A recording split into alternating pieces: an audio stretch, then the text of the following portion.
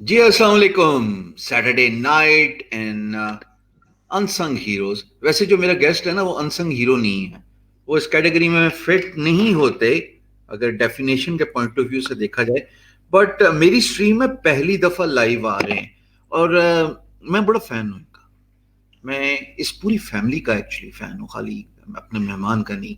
Starting from his father Mohsin Nawaz साहब, मैं उनको टेड टॉक पे मिला और क्या कमाल इंसान, कमाल के इंसान। और फैमिली, इनकी वालदा, इनका छोटा भाई सलमान, मैं पूरी फैमिली को जानता हूँ, पर अली ने मुझे बहुत इंस्पायर किया। मेरे बाद ये सिलेक्ट हुए, he was approach by Saad Hamid for TEDx Islamabad, और इन्होंने रेड कारपेट जो है वो ओन किया और बड़ी कमाल की, मैंने पूरी 18 मिनट की इनकी वो स्पीच देखी और इनकी जो कम्युनिकेशन स्किल है वो बाकमाल कम्युनिकेशन स्किल है। और मैं कम्युनिकेशन स्किल हमेशा एक बात पे एम्फेसिस देता हूं कि अगर आप कुछ भी काम कर रहे हो प्रोफेशनल लाइफ में, ऑनलाइन या ऑफलाइन, अगर आपको कम्युनिकेशन स्किल पे अबूर नहीं है तो आप जो है कामयाब नहीं हो सकते। हम बहुत सारी मेरी वीडियोस कम्युनिकेशन स्किल के बारे में, तो मैं सोच रहा था कम्युनिकेशन स्किल सिखाने के लिए कौन सा बेहतर मेहमान हो सकता है जो मेरे इस एजेंडे को हाईलाइट कर सके, इस पॉइंट को एम्फसाइज कर सके। और मेरे जेहन में फौरन दो बंदे आए। अच्छा, कमाल देखिए कि दोनों बंदों का ताल्लुक शोबाए मोटिवेशन से है, इंस्पिरेशन से है। पहले साहब उन्होंने कहा जी हमारे इदारे की पुलिसी नहीं है। मैं कहा जी नहीं है पुलिसी तो ठीक है, फिर ना है भाई, मैं नाम नहीं लूंगा। दूसरे को मैंने मैसेज किया, 10 मिनट के अंदर अंदर जवाब आया, हशाम भाई आप कहें मैं लाइव आ जाता हूँ। मैं कहा जी मसला ही हल हो गया, अगर आप कह रहे हैं लाइव आ जाओ तो लाइव आ जाओ। तो मैंने टाइम सेट किया, मैं इंग्लिश चैनल पे लाइव था। तो मैं अपने मेहमान को वक्त ज़ाया किए बगैर लाइव लेके आना चाहता हूँ। आप सुनेंगे आज, खुद फैसला करेंगे कि कम्युनिकेशन स्किल क्यों ज़रूरी है हमारी ज़िंदगी में। अस्सलाम वालेकुम अली अहमद अवान, क्या हाल है आपका? वालेकुम सलाम शाम भाई, बिल्कुल खैरियत से हूँ। और मैं आपको बताऊं कि मुझे लग रहा है कि आपने किसी और को इंट्रोड्यूस करवाया है क्योंकि मैं तो अभी सीखने के मरले में हूँ और मैं आपसे बहुत कुछ सीखता हूँ। आपसे मेरी पहली मुलाकात तभी हुई थी जब अबू की टॉक थी, और उससे पहले से मैं आपसे बड़ा मुतासिर था, बड़ा इम्प्रेस था। मैंने ह्यूमंस ऑफ पाकिस्तान पे आपकी एक स्टोरी देखी थी और वो स्टोरी मैंने सारी पढ़ी थी। उसके बाद मैंने आपको अप्रोच किया फेसबुक पे एंड आप इतने काइंड थे कि आपने मेरी रिक्वेस्ट एक्सेप्ट कर ली। उसके बाद हमारा रब्ता हुआ। मैं आपकी पोस्ट जो है वो डेली देखता हूँ और आप यकीन कीजिए कि आज दोपहर में भी मैं आपकी वो वीडियो देख रहा था जिसमें आपने स्किल और डिग्री की बात की हुई थी, और बड़ा खूबसूरती से आपने उसे सेलिब्रेट किया। आपने कहा कि ये बड़ा कंट्रोवर्शियल टॉपिक है, बट अगर मेरे पास डिग्री ना होती तो मैं भी डिजी स्किल्स में ना टीच कर रहा होता।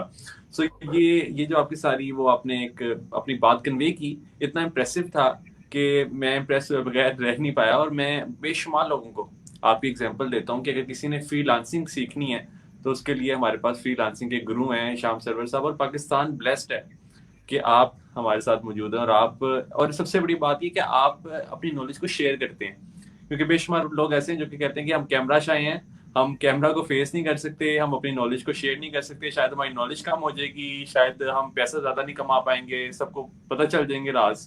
तो ये चीज आप में नहीं है। उल्टा हो गया। मैं तारीफ करने आया था, हमारी तारीफ होगी।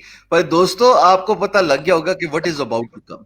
अ great communicator, someone who knows what he is talking about, with a great synchronization between his heart and mind and his tongue. So it's going to be very exciting. Popcorn पकड़ लो। और मैंने आज जो अली के साथ गपशप मारनी है, it could probably be one of the best live streams I have ever done. The time will prove. Ali, मेरे लिए ऑनर की बात है, I am humbled. Ali Ali Ali Ali Ali Ali, ये कैसे हुआ, ये सफर का आगाज कैसे हुआ? मोहसिन भाई से इंस्पायर हुए, जो कि मोहसिन इनके वालिद हैं। और आप मोहसिन साहब को गूगल करें, उनको फेसबुक पे देखें, कमाल का जो हैं वो उनकी ट्वीट्स हैं, कमाल के उनकी पोस्ट हैं। अली ये कहाँ से इल्मी घराना था तो इतना कुछ या क्या? शाम भी आज मैं ऐसी बातें करूंगा जो कि शायद मेरे से पहले ना किसी ने की नहीं है, या मेरे से ऐसे सवालात नहीं हुए। तो मैं आज वो सारी दिल की बातें आज आपसे करने वाला हूँ। मेरे फादर का बेसिकली जो ताल्लुक है वो काउंसलिंग की फील्ड से, साइकेट्री की फील्ड से। तो वो क्या कहते थे कि वो जब ऑफिस आते थे घर, तो वो हमारे साथ ना शेयर करते थे कि आज ऑफिस में मैंने ये चीज़ सीखी, और ये चीज़ अगर आप लोग भी सीख लें तो आपकी ज़िंदगी भी बेहतर हो सकती है। तब हम कोई थे 5 6 7 साल के। तो मुझे याद है कि जब मैं 7 साल का था, तब मेरे फादर ने मुझे 7 habits of highly effective people बता दी कि जी कौन सी आदत होती हैं। तो वो हमसे सुनते थे। ऐसा नहीं था कि जी वो एक दफा बता देते थे तो कहते थे कि अच्छा चलो बेटा आप जाके खेलो। वो बकायदा बताते थे, उसके बाद कहते थे कि बेटा मेरी बात में से क्या चीज समझ आई है तुम्हें, वो जो मैंने सारी बात बताई है उससे सारा मुझे बताओ कि मैंने क्या बताया, रिवाइज करो उसे। तो हम इस नियत से नहीं सुनते थे कि हमने खाली एक कान से सुनना है और दूसरे कान से निकाल देना है। वो हमारा टेस्ट भी लेते थे कि वाकई मेरे बच्चों ने जो बात सुनी है वो पूरी कंसंट्रेशन के साथ सुनी है या फिर नहीं। तो 7 habits of highly effective people जब मैंने 7 साल की एज में सीख ली कि क्या होती हैं, उसके बाद इंटरेस्ट मेरा डेवलप हुआ साइकोलॉजी की फील्ड में, काउंसलिंग की फील्ड में, साइकेट्री की फील्ड में, मोटिवेशन की फील्ड में, कि मैं एक्सप्लोर करूं कि ये सारी चीज़ें आखिर हैं क्या, कि इंसान जो करता है वो क्यों करता है, थॉट प्रोसेस क्या होता है, इंसान सुसाइड क्यों करता है, गुस्सा क्यों आता है, डिप्रेशन की क्या वजूहत होती हैं। ये सारी चीज़ें मैंने सोचना स्टार्ट कर दी। और उस टाइम पे मुझे याद है कि मेरे अंदर एक ख़ास क्वालिटी थी, और वो क्वालिटी अभी भी है मेरे में, और वो ये कि मैं लाइमलाइट में आना मुझे बहुत ज़्यादा पसंद था। मतलब बहुत ही ज़्यादा। अगर मैं क्लास में कोई सबसे ज़्यादा पॉपुलर बच्चा होता था तो वो मैं होता था। इस वजह से नहीं कि मेरे मार्क्स बहुत ज़्यादा आते हैं, इस वजह से कि मैं बहुत ज़्यादा क्वेश्चंस किया करता था टीचर से। और उसमें टीचर्स जो हैं वो बहुत बुरा भी मनाया करते थे। तो मुझे ना कहीं मेरी सेल्फ एस्टीम भी इससे इफेक्ट होती थी। मुझे लगता था कि मैं क्वेश्चंस जो करता था ना, क्वेश्चन मेरे बड़े अच्छे होते थे, मगर वो मेरे करने का अंदाज चाहे टीचर को लगता था कि हम पे सवालात उठा रहा है या एजुकेशन सिस्टम के ऊपर सवालात उठा रहा है, तो उससे थोड़े से इनसिक्योर फील करते थे। तो और मेरा कोई दोस्त भी नहीं बनता था। ये बात बिल्कुल हकीकत है कि मेरा कोई दोस्त नहीं बनता था। और उसकी रीजन ये थी कि मैं ना वो ट्रेडिशनल बच्चा नहीं था पढ़ाई वाला। मैं बस वो क्वेश्चंस करता था और बस शुगर लगाता था जाके, और फिर घर आ जाता था, क्योंकि मुझे लाइमलाइट में रहना पसंद था। और मुझे लगता था कि शायद मैं शुगर लगाने से जो है वो टेंशन हासिल कर सकता हूँ अपने क्लास फेलोज की। तो इस तरह की मेरी चीज़ें थी। और बट साथ ही साथ मेरी जो एक अकेडमी से हट के, स्कूल से हट के जो मेरी एक अपनी इमेज थी, वो ये थी कि मैंने चीज़ों को एक्सप्लोर करना है। और कहीं ना कहीं मुझे लगता था कि ये जो एक ट्रेडिशनल सिस्टम है, एजुकेशन सिस्टम, इससे हट के भी कुछ किया जाना चाहिए। तो हिशाम भी तब फिर ना मैंने देखा कि मैं क्या कर सकता हूँ। तो मैं अपने फादर के साथ रेडियो पे जाया करता था। मेरे पेरेंट्स रेडियो पे शो करते हैं। वहाँ पे वो जो सारा उनका टेक्निकल पैनल था, वो एक एडिटर यूज किया करते थे सोनी विगास का, Sony Vegas pro I think so. ये एडिटर था, वीडियो एडिटर। और तब मेरी एज होगी कोई 9 साल की होगी, 9 साल मेरी एज थी। और मैंने ना बड़े क्यूरियस था मैं कि कैसे एडिट करते हैं सारी चीजें। तो मैंने उनसे ना पूछा कि एडिटर का नाम बताएं मुझे। तो वो 9 साल की मेरी एज थी, और मैंने घर आके वो एडिटर डाउनलोड किया, उसका क्रैक इंस्टॉल किया। और उसके बाद ना मैंने वीडियोस बनाना स्टार्ट कर दी बैकग्राउंड पे रहते हुए। यानी मैंने मैंने एक चालाकी लगाई। मैंने ये किया कि 2011 का तब वर्ल्ड कप भी आ रहा था। तो तब मैंने वो कुछ ना जीवे जीवे पाकिस्तान एक सॉन्ग डाउनलोड किया, उसके ऊपर मैंने चंद इमेजेस लगा दी क्रिकेटर्स के, मैंने वो लॉन्च कर दिया कि वर्ल्ड कप 2011 का ऑफिशियल सॉन्ग रिलीज हो गया। अब जब मैंने इस टाइटल के साथ वो वीडियो अपलोड की तो उसके बेशुमार व्यूज आ गए। अच्छा, मैंने कहा यार ऐसे क्लिक बेट करके और ऐसी वीडियोस अपलोड करके बेशुमार व्यूज भी आ सकते था। मुझे कोई कॉन्सेप्ट नहीं था मोनेटाइजेशन का, मुझे नहीं पता था कि यहाँ से कोई अर्निंग भी होती है या नहीं।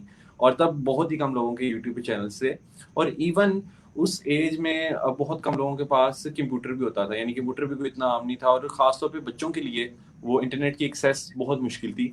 वालिदैन अलाउ नहीं करते थे कि हमारा बच्चा खराब ना हो जाए। बट मेरे लिए एक ब्लेसिंग ये थी कि मेरे घर वालों ने मुझे अलाउ किया हुआ था कि आप इंटरनेट का इस्तेमाल करो, जैसे मर्जी करना है करो, क्योंकि उन्हें मेरे पे ट्रस्ट था। और तो मैं इसी वजह से मैं एक्सप्लोर करता रहा चीज़ों को। और मैंने जब वो वीडियोस अपलोड की तो बड़े अच्छे सब्सक्राइबर्स भी आए मेरे उस चैनल पे। और उसके बाद फिर वो मैंने ये चीज़ देखी। मैंने बल्कि ये चीज़ मैंने आज तक मेंशन नहीं की हिशाम भाई।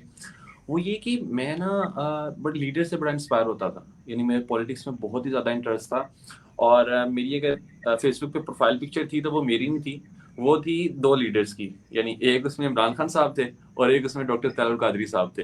ये बात मैं तब की कर रहा हूँ जब ये धरने बड़े आम थे। तो मैं बड़ा इंस्पायर था जी इनसे। मैं कहता था कि निज़ाम को चेंज होना चाहिए, कंट्री को बदलना चाहिए। तो मैंने इनकी प्रोफाइल पिक्चर इस्तेमाल करना शुरू की, और मैंने कंपेन करना स्टार्ट की ट्विटर पे, फेसबुक पे। और मुझे मुझे एक बात ये भी याद है कि मैंने एक दफ़ा गो नवाज गो की रिंगटोन तब बड़ी फेमस हुई थी उस जमाने में। गो नवाज गो नारा बहुत फेमस हुआ था। वो भी मैंने जो है ना वो रिंगटोन फेमस होने के पीछे भी मैं ही था, क्योंकि मैंने वो क्या किया था, क्योंकि मेरा ना बड़ा ये दिल करता था कि मैं किसी न किसी तरह ना लोगों के मोबाइल तक वो रिंगटोन पहुंचा दूं। तो मैंने वो रिंगटोन डाउनलोड की, उसे मैंने बनाया, बल्कि एक गाना था उसमें से वो रिंगटोन मैंने बनाई और उसको मैंने ना व्हाट्सएप पे आम करना स्टार्ट किया। मैंने कमेंट्स में चीज पेस्ट करना स्टार्ट की कि अगर आपको गो नवाज गो की रिंगटोन चाहिए तो आप मुझे व्हाट्सएप पे मैसेज करें। बेशुमार मैसेजेस आए, मैंने उनको रिंगटोन फॉरवर्ड करना स्टार्ट कर दी।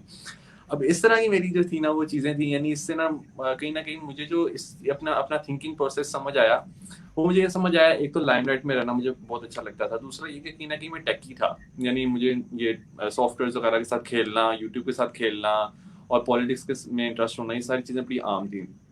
तो एक दफा मेरी अम्मी ने देखा, उन्होंने कहा कि यार ये तुम लीडर्स की अपलोड कर रहे हो प्रोफाइल पिक्चर, तो तुम्हारी तो अपनी माशाल्लाह शक्ल बड़ी अच्छी है, तो तुम अपनी तस्वीर क्यों नहीं अपलोड करते, तुम अपने आप को एक ब्रांड क्यों नहीं बनाते। तब मैंने रियलाइज किया, मैंने कहा हाँ वाकई में उनके तो सारे मैनेजर्स हैं, सोशल मीडिया मैनेजर्स, जो कि उन्हें प्रमोट करते हैं, उनकी मैसेज को आगे लेकर के जाते हैं। तो मैं अपनी ब्रांडिंग क्यों नहीं करता, मैं अपने आप को प्रमोट क्यों नहीं करता। वो सारे सवालात जो कि मेरे माइंड में हैं, अगर मैं उनके आंसर्स ढूंढूं तो उन्हें अगर मैं आगे लोगों तक शेयर करूं। और इस चीज़ में मेरे फादर ने मेरी बड़ी हेल्प की। उन्होंने मुझे इनकरेज किया कि मैं कैमरा को फेस करूं, क्योंकि कैमरा में शायद था, दिल तो बड़ा करता था कि मैं फेमस हूँ, और मैं ये सोचा भी करता था कि कभी सुबह उठ के फेसबुक पे मैं स्टेटस लगाऊंगा गुड मॉर्निंग का, तो उस पर लाखों लाइक्स आ जाएंगे। तो तब तो मुझे ख्वाब लगता था। बट उसके बाद मेरे फादर ने मुझे इनकरेज किया, उन्होंने कहा कि तुम ना कैमरा को फेस करो। तो मैंने कहा जी कैसे करूँ मैं कैमरा को फेस। उन्होंने कहा कि नोकिया 63 मोबाइल है मेरे पास, ये तुम पकड़ लो और जाके ना इस ऊपर लेके जाके इससे ना तुम एक वीडियो रिकॉर्ड करो। तो मैंने कहा कैसी वीडियो, मेरे पास तो कोई कंटेंट नहीं है। उन्होंने कहा कि तुम ना आज की कोई न्यूज़ देखो, कि आज कोई न्यूज़, क्योंकि तुम्हारा पॉलिटिक्स में इंटरेस्ट है, तो तुम कोई न्यूज़ देखो कि आज क्या क्या बड़ी खबरें हैं। तो उन खबरों को तुम पढ़ना स्टार्ट कर दो एज अ न्यूज़ कास्टर, जैसे तुम एक न्यूज़ कास्टर हो, तुमको कि अस्सलाम वालेकुम, मैं अली अहमद अवान हूँ, आज मैं बताऊंगा आपको कि पाकिस्तान में हुआ सारा कुछ। तो वो कोई 1 मिनट का हमने क्लिप रिकॉर्ड किया, और ये भी एज मेरी कोई 9 साल की एज थी तब। वो हमने क्लिप एक रिकॉर्ड किया और उस क्लिप को हमने अपलोड कर दिया यूट्यूब पे, सोशल मीडिया प्लेटफॉर्म्स पे। तो वहां से वो क्लिप मेरा बहुत वायरल हुआ। बेशुमार टीवी चैनल्स ने वो क्लिप नशर किया कि एक छोटा सा बच्चा जो है वो as a newscaster present कर रहा है। तो तब मुझे लगा कि हाँ भाई मैं कैमरा को फेस कर सकता हूँ। वो मेरी कोई वीडियो बहुत खास वीडियो नहीं थी, वो एक सिंपल सी वीडियो थी जिसमें मैं अपने आप को टेस्ट कर रहा था, अपने कॉन्फिडेंस को। अच्छा, जब ये चीज़ हो गई ना, तो उसके बाद फिर मैंने क्या किया कि मैंने सोचा कि वो जो 7 हैबिट्स वाली बात थी, वो पे कनेक्टिंग द डॉट्स, ये जो स्टीव जॉब्स बात करता है कि आप जब थोड़ा सा आगे बढ़ते हैं अपनी डेस्टिनेशन की तरफ, तो आपको समझ आती है कि वो जो पास में चीज़ें हो रही थी वो क्यों हो रही थी और उनकी वजूहात क्या थी। तो वो सारी चीज़ें आपको आपके गोल की तरफ लेकर के जा रही थी। तो तब मैंने डॉट्स को कनेक्ट करना शुरू किया कि वो 7 हैबिट्स वाली बात, वो अब्बू का ये कहना कि कैमरा को फेस करो, वो मेरी अम्मी का कहना कि तुम खुद भी एक लीडर हो, लीडर बन सकते हो मजीद अच्छे। तो ये सारी चीज़ें मुझे कहीं ना कहीं इस तरफ लेकर के आना चाह रही थी। तो मैंने फिर क्या किया कि मैंने वीडियोस क्रिएट करना स्टार्ट की, और मोटिवेशनल वीडियोस था। मुझे कॉन्सेप्ट नहीं था कि मोटिवेशन क्या होती है, मोटिवेशन स्पीकर कौन होता है। और मुझे याद है कि पहली वीडियो मैंने क्रिएट की तो मैंने साथ ही ना लिख दिया कि मोटिवेशन स्पीकर अली अहमद अमान। तब तो मेरा कोई इतना एक्सपीरियंस भी नहीं था। तो वो पहली मेरी वीडियो थी। उसके बाद मैंने वो मजीद मैंने देखा, अच्छा मैंने कहा यार इसमें मैं हाथों को ऐसे ऐसे करके क्यों बात कर रहा हूँ। फिर वो मैंने और ज़रा उसे इम्प्रूव किया, फिर मैंने एक और वीडियो क्रिएट की, फिर एक और वीडियो क्रिएट की। बट यहाँ पे एक डिफरेंस ये था कि वो सारी बातें, ऐसा नहीं था कि मेरे दिल से नहीं निकल रही थी, वो सारी बातें मेरे दिल से थी, बट उसको प्रेजेंट करना वो एक डिफरेंट जॉब होती है। यानी आपकी जो प्रेजेंटेशन है वो तभी इंप्रूव होती है जब आप कैमरा को फेस करते हैं, और जितना ज़्यादा आप फेस करते हैं उतनी ज़्यादा आपकी प्रेजेंटेशन इंप्रूव होती है।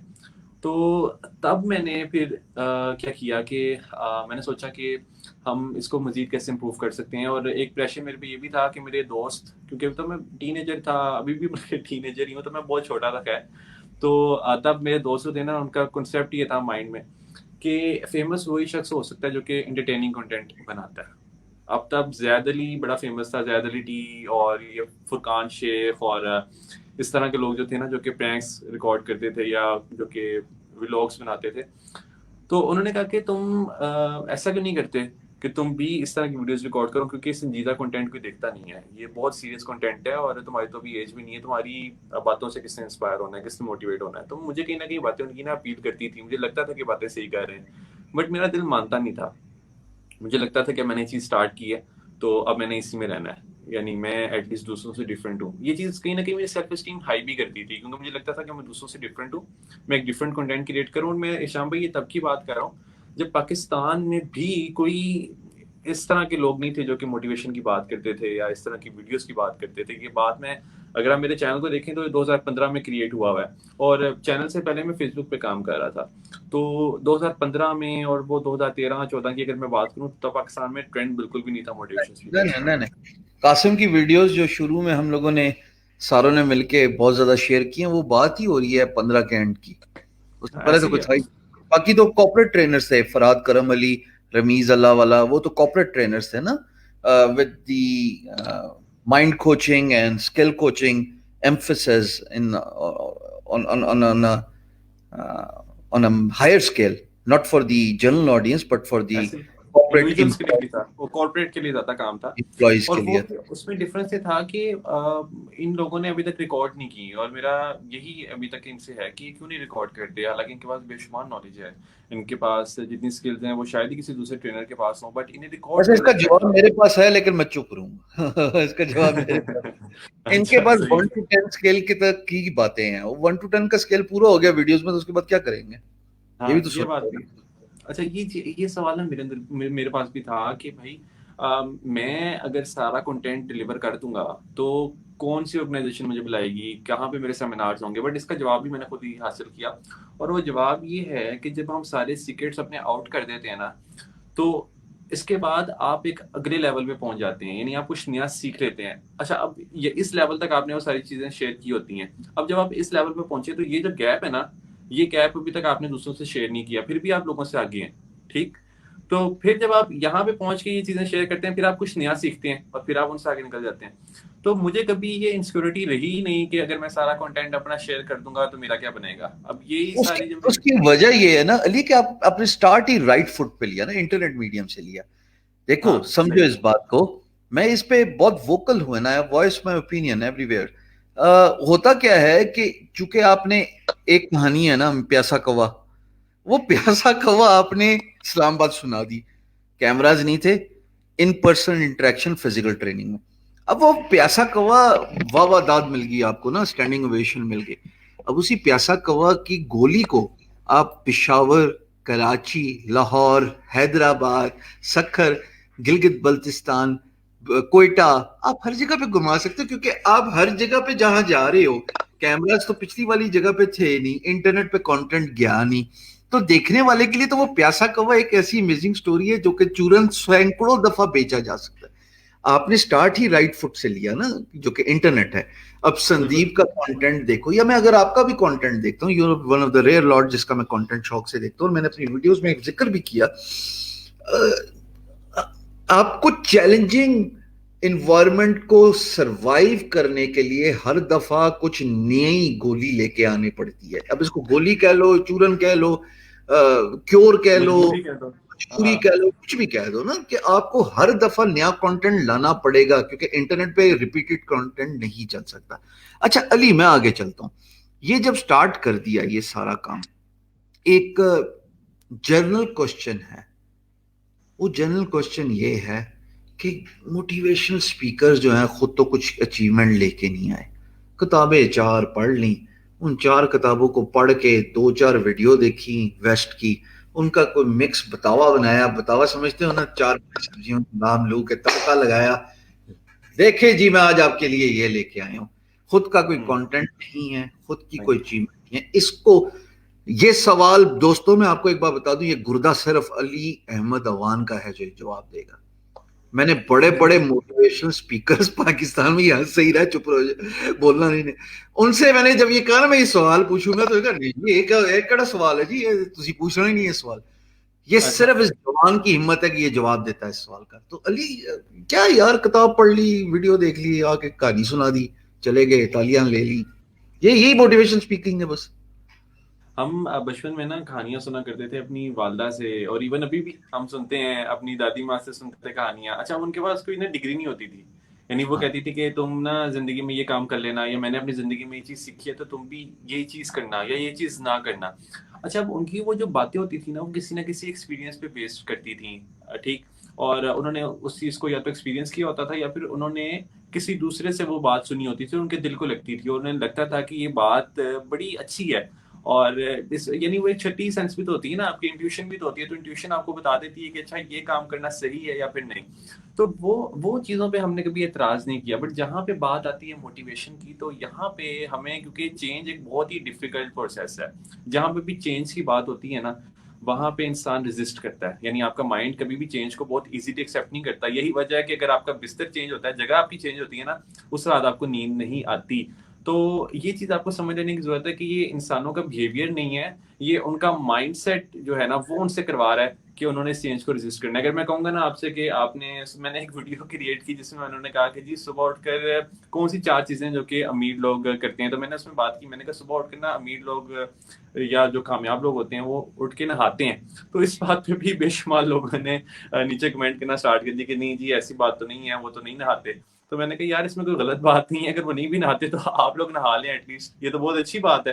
तो इसमें भी लोग ना बड़ा एतराज करते हैं। तो यहाँ पे मेरा वैसे जो काम है वो ज़्यादातर लाइफ स्किल्स के ऊपर है, और मैं खुद क्योंकि साइकोलॉजी का स्टूडेंट हूँ, मेरा लास्ट ईयर चल रहा है और मेरा सब्जेक्ट ही साइकोलॉजी है। तो ऐसी बात नहीं है कि मैं इसमें अथॉरिटी नहीं रखता या मैंने इस सब्जेक्ट को इतना पढ़ा नहीं है। तो मेरा साइकोलॉजी ही सब्जेक्ट है और मैं इसी सब्जेक्ट को पढ़ता हूँ, और वही मैं आगे बातें लोगों के साथ शेयर करता हूँ। अच्छा, इसमें दूसरी बात ये है कि जो ज़्यादातर क्वेश्चंस यहाँ पे रेज होते हैं लोगों की तरफ से, वो इस वजह से भी रेज होते हैं क्योंकि उन्हें लगता है कि मोटिवेशन ना आर्जी चीज़ है। यानी आप एक मोटिवेशन वीडियो देखते हैं, उसके बाद आपका वो लेवल जो है ना वो यहाँ पे पहुंच जाता है, और 2-3 दिन बाद वो लेवल वापस यहाँ पे आ जाता है। तो इसकी एक बहुत बड़ी रीजन ये होती है कि हमने समझा होता है कि मोटिवेशन परमानेंट है, या हमने एक दफा गोली ले ली मोटिवेशन की तो वो सारी जिंदगी चलेगी, जबकि ऐसा नहीं होता। ये बिल्कुल इसी तरह है कि आप दिन में खाना जो खाते हैं वो 3 दफा खाते हैं, 2 दफा खाते हैं, और जो पानी पीते हैं वो आप एक दफा नहीं पी लेते सारी जिंदगी के लिए, उसे आपको हर रोज पीना पड़ता है, और 5 से 7 दफा पीना पड़ता है। तो यही वजह है कि मोटिवेशन की डोज लेते रहना जरूरी है। यानी आप कभी भी ये नहीं कह सकते कि आप मोटिवेटेड हैं, क्योंकि मोटिवेशन हासिल करने के लिए इवन मैं खुद मोटिवेशनल वीडियोस देखता हूँ, मैं खुद मोटिवेशनल वीडियोस देखता हूँ, और इसकी रीजन ये है कि ह्यूमन नीड है। जब हम इसे ह्यूमन नीड समझ के करेंगे ना, तो फिर ये चीज वर्क करती है। और हिशाम भाई 25% रोल जो है वो मोटिवेशन का है, यानी इसमें 25% रोल मोटिवेशन का कामयाबी में, और बाकी जो रोल है वो हमारी स्किल का है। अब विल पावर भी एक ट्रैप है, यानी विल पावर को समझ लेना भी बड़ा जरूरी है। अक्सर लोग कहते हैं कि अगर तुम्हारी विल होगी तो तुम ये काम कर लोगे, अगर विल नहीं है तो तुम ये काम नहीं कर पाओगे। अच्छा, विल और स्किल में डिफरेंस समझ लेना बड़ा जरूरी है, ठीक। अब मेरी विल तो है कि मैं जाके हवाई जहाज को उड़ाऊं, बट मेरे पास स्किल नहीं है, ठीक। तो स्किल को इम्पोर्टेंस देना बहुत जरूरी है। अब इसमें मैं टेस्ट अक्सर लोगों के साथ ये किया करता हूँ, कहते हैं कि हमें बहुत ज्यादा स्किल्स पता है, हमें तो ये सारी बातें पहले ही पता है, तो वही बातें जो कि प्रैक्टिकल नहीं है। तो मैं उन्हें कहता हूँ, मैं उनसे पूछ लेता हूँ, मैं कहता हूँ अगर एक शख्स आपको रिप्लाई नहीं कर रहा तो आप उनसे कैसे बात करेंगे, यानी आप कैसे दूसरे से रिप्लाई लेंगे। तो वो आगे राइट खामोश हो जाते हैं, वो कहते हैं वो कहते हैं हमें रिप्लाई लेने की जरूरत ही नहीं है। मैंने कहा नहीं, अगर दूसरा शख्स आपके लिए इंपॉर्टेंट है, यानी दूसरे शख्स का रिप्लाई आपके लिए बड़ा मैटर करता है, फिर आप कैसे रिप्लाई लेंगे। वो खामोश हो जाते हैं। तो इसका भी एक स्किल है कि किसी दूसरे से रिप्लाई कैसे लेना है, किसी दूसरे से बात कैसे करनी है। मैं इसका जवाब दे देता हूँ कि अगर आपने किसी दूसरे से रिप्लाई लेना है या किसी दूसरे तक अपनी फीलिंग्स को कन्वे करना है, तो जो रिसर्चेस बताती हैं, ये जो ह्यूमन साइकोलॉजी कहती है, वो ये कहती है कि हमेशा आई लैंग्वेज का इस्तेमाल करें। यानी आप ये ना कहें कि तुम तो हमेशा ही ऐसे करते हो, या तुमने ऐसा क्यों किया। जब हम कहते हैं ना कि तुमने ऐसा क्यों किया या तुम हमेशा ही करते रहते हो, इसमें 2-3 एरर्स हैं। नंबर 1, कि तुम हमेशा ही ऐसे करते हो, यहाँ पे आपने जनरलाइज कर दिया। तो जनरलाइज जब आप कर देते हैं तो आप दूसरे को ये मैसेज दे रहे होते हैं कि अच्छा मेरे बेहतर होने का भी कोई फायदा नहीं है, ये शख्स तो मुझे हमेशा ही कहता है कि मैं हमेशा ऐसे ही करता हूँ। तो हम्म यहाँ पे स्पेसिफिक ह्यूमन साइकोलॉजी कहती है कि आपने स्पेसिफिक होकर बात करनी है कि तुमने जो यहाँ पे ये चीज की, ये मुझे पसंद नहीं है, ये इस चीज से मैं अनकंफर्टेबल हुआ हूँ। यहाँ पे आपने आई लैंग्वेज का इस्तेमाल किया कि मैं इस चीज से अनकंफर्टेबल हुआ हूँ। जब आप आई लैंग्वेज का इस्तेमाल करते हैं तो आप बड़े ही चालाक बन जाते हैं, क्योंकि इससे आप दूसरे को मौका ही नहीं दे रहे होते कि दूसरा अपने आप को डिफेंड करे। यानी हमारी जो मेजर गलती होती है वो ये कि तुमने ऐसा क्यों किया। अब हम यहाँ से पूछ ही दूसरे से रहे हैं कि भाई तुम अपने आप को डिफेंड करो कि तुमने ऐसा क्यों किया।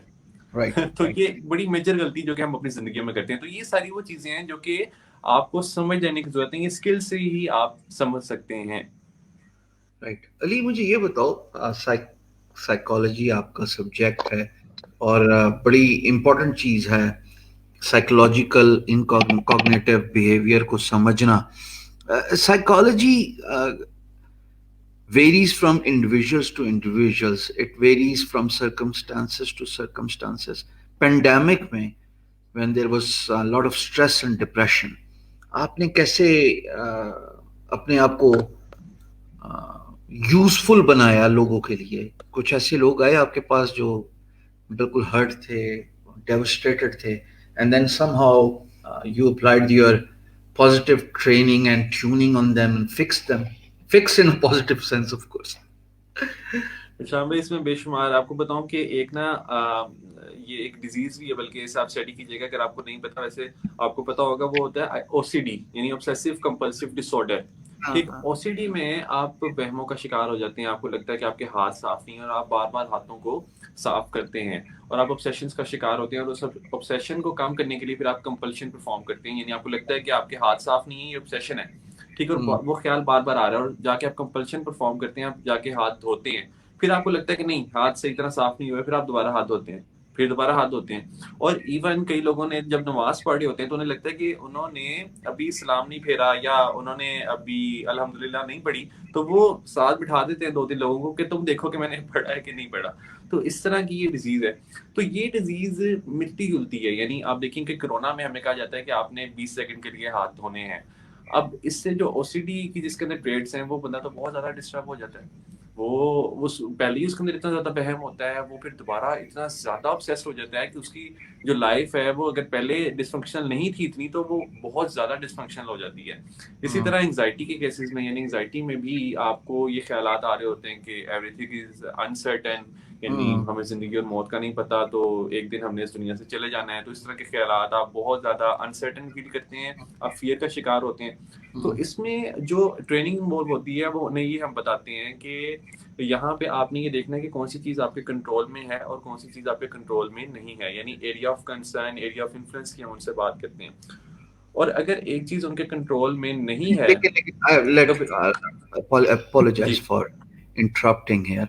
जिसका ओसीडी है उसका तो बायलॉर जनरली कंट्रोल ही नहीं है ना चीजों पे। वो तो कहता है कि यार ये डिसऑर्डर है, बस ये जो मैं कह रहा हूँ ठीक है, तुम लोगों को पता ही नहीं है ये मसला है। अब एक जिसको हाथ धोने की तकलीफ है, बीमारी है, वो धोता रहेगा जब तक कि उसकी स्किन पील ऑफ नहीं, व्हाइट नहीं हो जाती साबुन से। यहाँ तक वो दरवाजे को भी कपड़े से हाथ लगाएगा, टिश्यू से। उसको कैसे कन्विंस करना है कि कोई चीज तुम्हारे कंट्रोल में नहीं है तो उसको लेट गो कर दो? अच्छा, ओसीडी में एक जो बड़ी अच्छी बात होती है ना, अच्छी बात इसमें ये होती है कि यहाँ पे ना पेशेंट को पता होता है कि उसकी जो थॉट्स है ना वो इरेशनल हैं। उसे हम्म, पता होता है कि वो जो काम कर रहा है वो गलत कर रहा है। उसे पता होता है कि ये जो सोच आ रही है उसे फ्यूचर के बारे में, या प्रेजेंट के हवाले से, या रिलेशनशिप्स के हवाले से, रिलीजन के हवाले से, ये गलत सोचें हैं। और मगर वो फिर भी इतना ज़्यादा मजबूर होता है कि वो कहता है कि अब मैं रिस्क नहीं लेता, मैं ये काम कर ही लेता हूँ, यानी मैं कंपल्शन परफॉर्म कर ही लेता हूँ। तो इसमें 4 आवर्स होते हैं जो कि हम यूज़ करते हैं ओसीडी के पेशेंट के साथ। ये 4 आवर्स बेसिकली आप कहीं भी यूज़ कर सकते हैं, और ये 4 आवर्स एक आम शख्स के लिए इस्तेमाल करना भी बड़ा ज़रूरी होता है, जिसमें आपका री लेबल आ जाता है। यानी री लेबल, सबसे पहले तो ये बड़ा इंपॉर्टेंट पॉइंट है कि यहाँ पे हम ओसीडी के पेशेंट को ये ट्रेनिंग देते हैं कि उसने अपने आप को अलहदा समझना है, और उसने ओसीडी को एक सेपरेट एंटिटी समझना है। यानी उसने ये नहीं कहना कि मैं एक बीमार शख्स हूँ, या मैं तो एक फेलियर हूँ, या तो मैं तो एक नाकाम शख्स हूँ। हम उन्हें पहले ट्रेनिंग देते हैं, हम हम्म, कहते हैं कि आपने ये समझना है कि ये जो चीज अभी जो आपके सोच आपके माइंड में आ रही है, ये एक एरर की वजह से आ रही है। यानी जैसे कंप्यूटर में बग आ जाता है, मोबाइल में बग आ वायरस आ गया। जाता है। हाँ, हाँ, बग तो आ हम गया। कहते हैं कि आपने ये चीज समझनी है कि आपके माइंड में ये एक बग है, और ये आप नहीं है, यानी आप एक सेपरेट एंटिटी हैं, और ये जो बग है ये एक सेपरेट एंटिटी है। तो सबसे पहले तो आप अपने आप को डिसएसोसिएट कर लें इस चीज से। उसके बाद हम उन्हें ट्रेनिंग देते हैं, हम उन्हें कहते हैं कि आप रीफोकस करना स्टार्ट कर दें। यानी अभी जो आप ये काम कर रहे हैं, तो उसमें आप अपनी सोच को आने दें, यानी जो सोच आपको तंग कर रही है आपने उससे लड़ना नहीं है। क्योंकि कॉन्सेप्ट यही है कि हम यहाँ पे समझते हैं कि हमने अपनी सोचों के साथ लड़ना है, मुश्किलात के साथ लड़ना है। तो लड़ने में आप अपनी एनर्जी को वेस्ट कर रहे होते हैं, क्योंकि आप तब भी उस सोच को इंपॉर्टेंस दे रहे होते हैं। तो इंटरटेन नहीं करना उस सोच को, यानी सिंपली आपने माइंडफुलनेस को प्रैक्टिस करना है। अब माइंडफुलनेस ये होती है कि आपने प्रेजेंट मोमेंट में रहना है। तो आपने सिंपली बैठ जाना है और आपको एक सोच आ रही है, दूसरी सोच आ रही है, तीसरी सोच आ रही है, जा रही है एक सोच, इसे कहते हैं मेटाकॉग्निशन। यानी आप अपनी सोचों के हवाले से सोच रहे हैं कि मेरी कौन सी सोच आ रही है और कौन सी सोच जा रही है।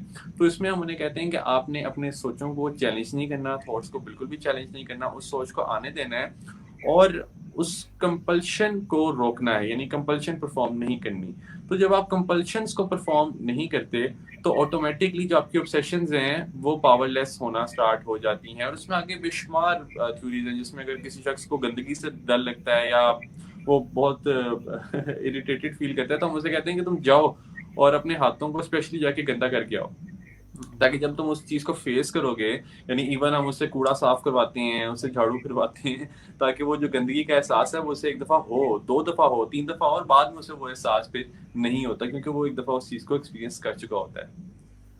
अली ये बताएं, अगेन पेंडेमिक वाले पॉइंट पे मैं वापस आ रहा हूँ। ये डिप्रेशन और एंजाइटी जो लोगों को बहुत ज्यादा होती है, as a psychologist in making, कैसे इसको ओवरकम किया जाए? सारा वक्त कंप्यूटर में बैठे हुए हैं, लॉकडाउन हो रहा है, अभी फिर लगता है कि दोबारा हम उसी से जा रहे हैं लॉकडाउन की तरफ, चार दीवारी के अंदर बंद हो जाना, घर के अंदर बंद हो जाना, बाहर नहीं निकलना। तो ये एंजाइटी और स्ट्रेस और डिप्रेशन तो आने ही आना है, इसको कैसे ओवरकम किया जाए, खासतौर पे खवातीन? हाँ, सही। अच्छा, इसमें शाम भाई सबसे पहले तो अक्सर लोग ना मिसडायग्नोज करते हैं अपने आप को। वो अभी स्ट्रेस में होते हैं और वो कह देते हैं कि मैं डिप्रेशन में हूँ या मैं एंग्जाइटी में हूँ। तो ये एक बहुत बड़ी प्रॉब्लम होती है और इसकी तो वजह फर्क से क्या है लोगों स्ट्रेस और एंजाइटी और डिप्रेशन का, पहले ये बताएं। हाँ, हाँ। अच्छा, डिप्रेशन जो होता है ना वो अक्सर पास्ट से रिलेट करता है, यानी जिसमें आपको पास्ट की सोचें डिस्टर्ब कर रही होती हैं और पास्ट में कोई ट्रॉमा या तो आपने एक्सपीरियंस किया होता है या फिर कोई ऐसे बायोलॉजिकल फैक्टर्स होते हैं जिसकी वजह से आप डिस्टर्ब हो जाते हैं, तो वो डिप्रेशन की कॉज बनते हैं। और फिर आप माजी में स्टक हो जाते हैं, डिसफंक्शनैलिटी हो रही होती है, उसमें आपको सुसाइडल आइडिएशन होती है, आपका वेट कम होना स्टार्ट हो जाता है और आप किसी भी चीज़ पे कंसंट्रेट नहीं कर पाते। और वो चीज़ें जिनको आप एक वक्त था एंजॉय किया करते थे, अब आप उन चीज़ों को एंजॉय नहीं करते। तो ये DSM-5 बेसिकली इस वक्त पूरी दुनिया में एक डायग्नोस्टिक मैनुअल है जो कि साइकेट्रिस्ट और साइकोलॉजिस्ट यूज करते हैं किसी भी डिजीज को डायग्नोस करने के लिए। तो डिप्रेशन में ये चीज़ें होती हैं जिसमें आपको पास्ट की सोचें डिस्टर्ब करती हैं, जबकि स्ट्रेस में आपको प्रेजेंट की सोचें डिस्टर्ब कर रही होती हैं। यानी प्रेजेंट में जैसे अभी मैं आपके साथ बात कर रहा हूँ तो ये इसमें मुझे स्ट्रेस भी हो सकता है कि शाम से बस आप मेरे से कोई मुश्किल सवाल ना कर लें, तो ये एक स्ट्रेस है। अब एंग्जाइटी में क्या होगा कि एंग्जाइटी में आपको फ्यूचर की सोचें डिस्टर्ब करेंगी, यानी फ्यूचर में मेरे साथ ऐसा ना हो जाए, फ्यूचर में मेरा कोई एक्सीडेंट ना हो जाए, या मेरे बच्चे ने कल स्कूल जाना है तो वो खैरियत से स्कूल जाए, रास्ते में उसको कोई बुली ना करे। तो ये सारी चीजें एंग्जाइटी में आती हैं। अच्छा, अब स्ट्रेस, एंग्जाइटी, डिप्रेशन, ये तमाम जो डिसऑर्डर्स हैं, इनका ताल्लुक कहीं ना कहीं हमारे माइंड में चार तरह के केमिकल्स हैं उनके साथ होता है, जो कि हमारी खुशी के लिए रिस्पॉन्सिबल होते हैं। सेरोटोनिन है, ऑक्सीटोसिन है, इंडोर्फिन्स है और डोपामीन है। तो ये चार तरह के जो केमिकल्स हैं ये रिस्पॉन्सिबल होते हैं हमारी हैप्पीनेस के लिए, और इनके सोर्सेज भी फिर डिफरेंट होते हैं। यानी अगर आपने डोपामीन को हाई करना है अपने ब्रेन में तो उसके लिए डिफरेंट सोर्स है। यानी डोपामीन के लिए आप किसी टास्क को आप पूरा कर सकते हैं जो टास्क आप काफी अर्सा से डिले कर रहे हैं। जैसे भी आपके साथ ये लाइव मैंने स्केड्यूल किया तो ये 11:30 का टाइम था, और जब मैंने पूरे 11:30 बजे कनेक्ट किया तो मुझे खुशी हुई कि मैंने पंक्चुअलिटी से कनेक्ट किया। तो इससे मैंने डोपामीन रिलीज किया। सेरोटोनिन क्या होता है? सेरोटोनिन से आप जब किसी दूसरे की फिला के लिए काम करते हैं, किसी दूसरे के लिए कुछ अच्छा करते हैं, तो तब आपको खुशी महसूस होती है। एंडोर्फिन्स तब रिलीज होते हैं या तब हाई होते हैं जब आप वॉक करते हैं, फिजिकल एक्टिविटी करते हैं। इसी तरह ऑक्सीटोसिन, जब हम मोहब्बत का लेन देन करते हैं, जब हम लव एक्सपीरियंस कर रहे होते हैं, तब ऑक्सीटोसिन रिलीज होता है। तो ये चार तरह के केमिकल्स जो हैं वो हमारी हैप्पीनेस के लिए रिस्पॉन्सिबल होते हैं। तो अगर हम ये समझ लें कि हमने इन चारों केमिकल्स के लिए डेली बेसिस पे कुछ ना कुछ करना है, यानी इन चारों केमिकल्स को हाई करने के लिए कुछ ना कुछ करना है, तो ऑटोमेटिकली हम फिर एंग्जाइटी, डिप्रेशन और स्ट्रेस से बचे रहते हैं। तो ये एक हिफाजती टीके होते हैं जो कि हमें लगवा लेने चाहिए, और ये डेली बेसिस का काम है। यानी आपने डेली बेसिस पे ये देखना है कि मैंने किस तरह, जब अभी देखिए ये चीज़ें आम शख्स को नहीं पता कि उसके ब्रेन में ये केमिकल्स हैं, तो जब आपको पता चल जाता है तो फिर आप एज अ मशीन ही अपने आप को ट्रीट करते हैं कि अच्छा अब मेरा केमिकल इधर है तो अब इस केमिकल को मैंने थोड़ा सा हाई करना है। अब इसे मैयर करने के लिए अभी तक कोई इस तरह की डिवाइसेस तो इजाद नहीं हुई, बट आपका मूड आपको बता देता है कि ये अभी आपका जो डोपामीन है ना वो लो हुआ है। और मैं आपको बताऊं एक खास बात है शाम भाई, कि इवन कोई शख्स अगर इस्लामाबाद से किसी को कत्ल करने जा रहा है लाहौर, तो अगर उसे गुजरांवाला में ही कोई ऐसा इंजेक्शन दे दिया जाए जो कि उसके गुस्से को ठंडा कर दे, तो उसका इरादा बदल जाएगा। यानी सारी गेम जो है ना वो आपकी केमिकल्स की होती है। अगर आप अपने केमिकल्स को सेटल डाउन कर लेते हैं, देन बेशुमार चीजें सेटल डाउन होना स्टार्ट हो जाती हैं। एक रियल टाइम चैलेंज अगर आप इजाजत दें तो स्क्रीन पे छाप दूं। एक सर सवाल सर है एक जरूर। खातून का, और बड़ी तंग है लगता है। इस सवाल को खुद ही पढ़ के जवाब दे दीजिए आप।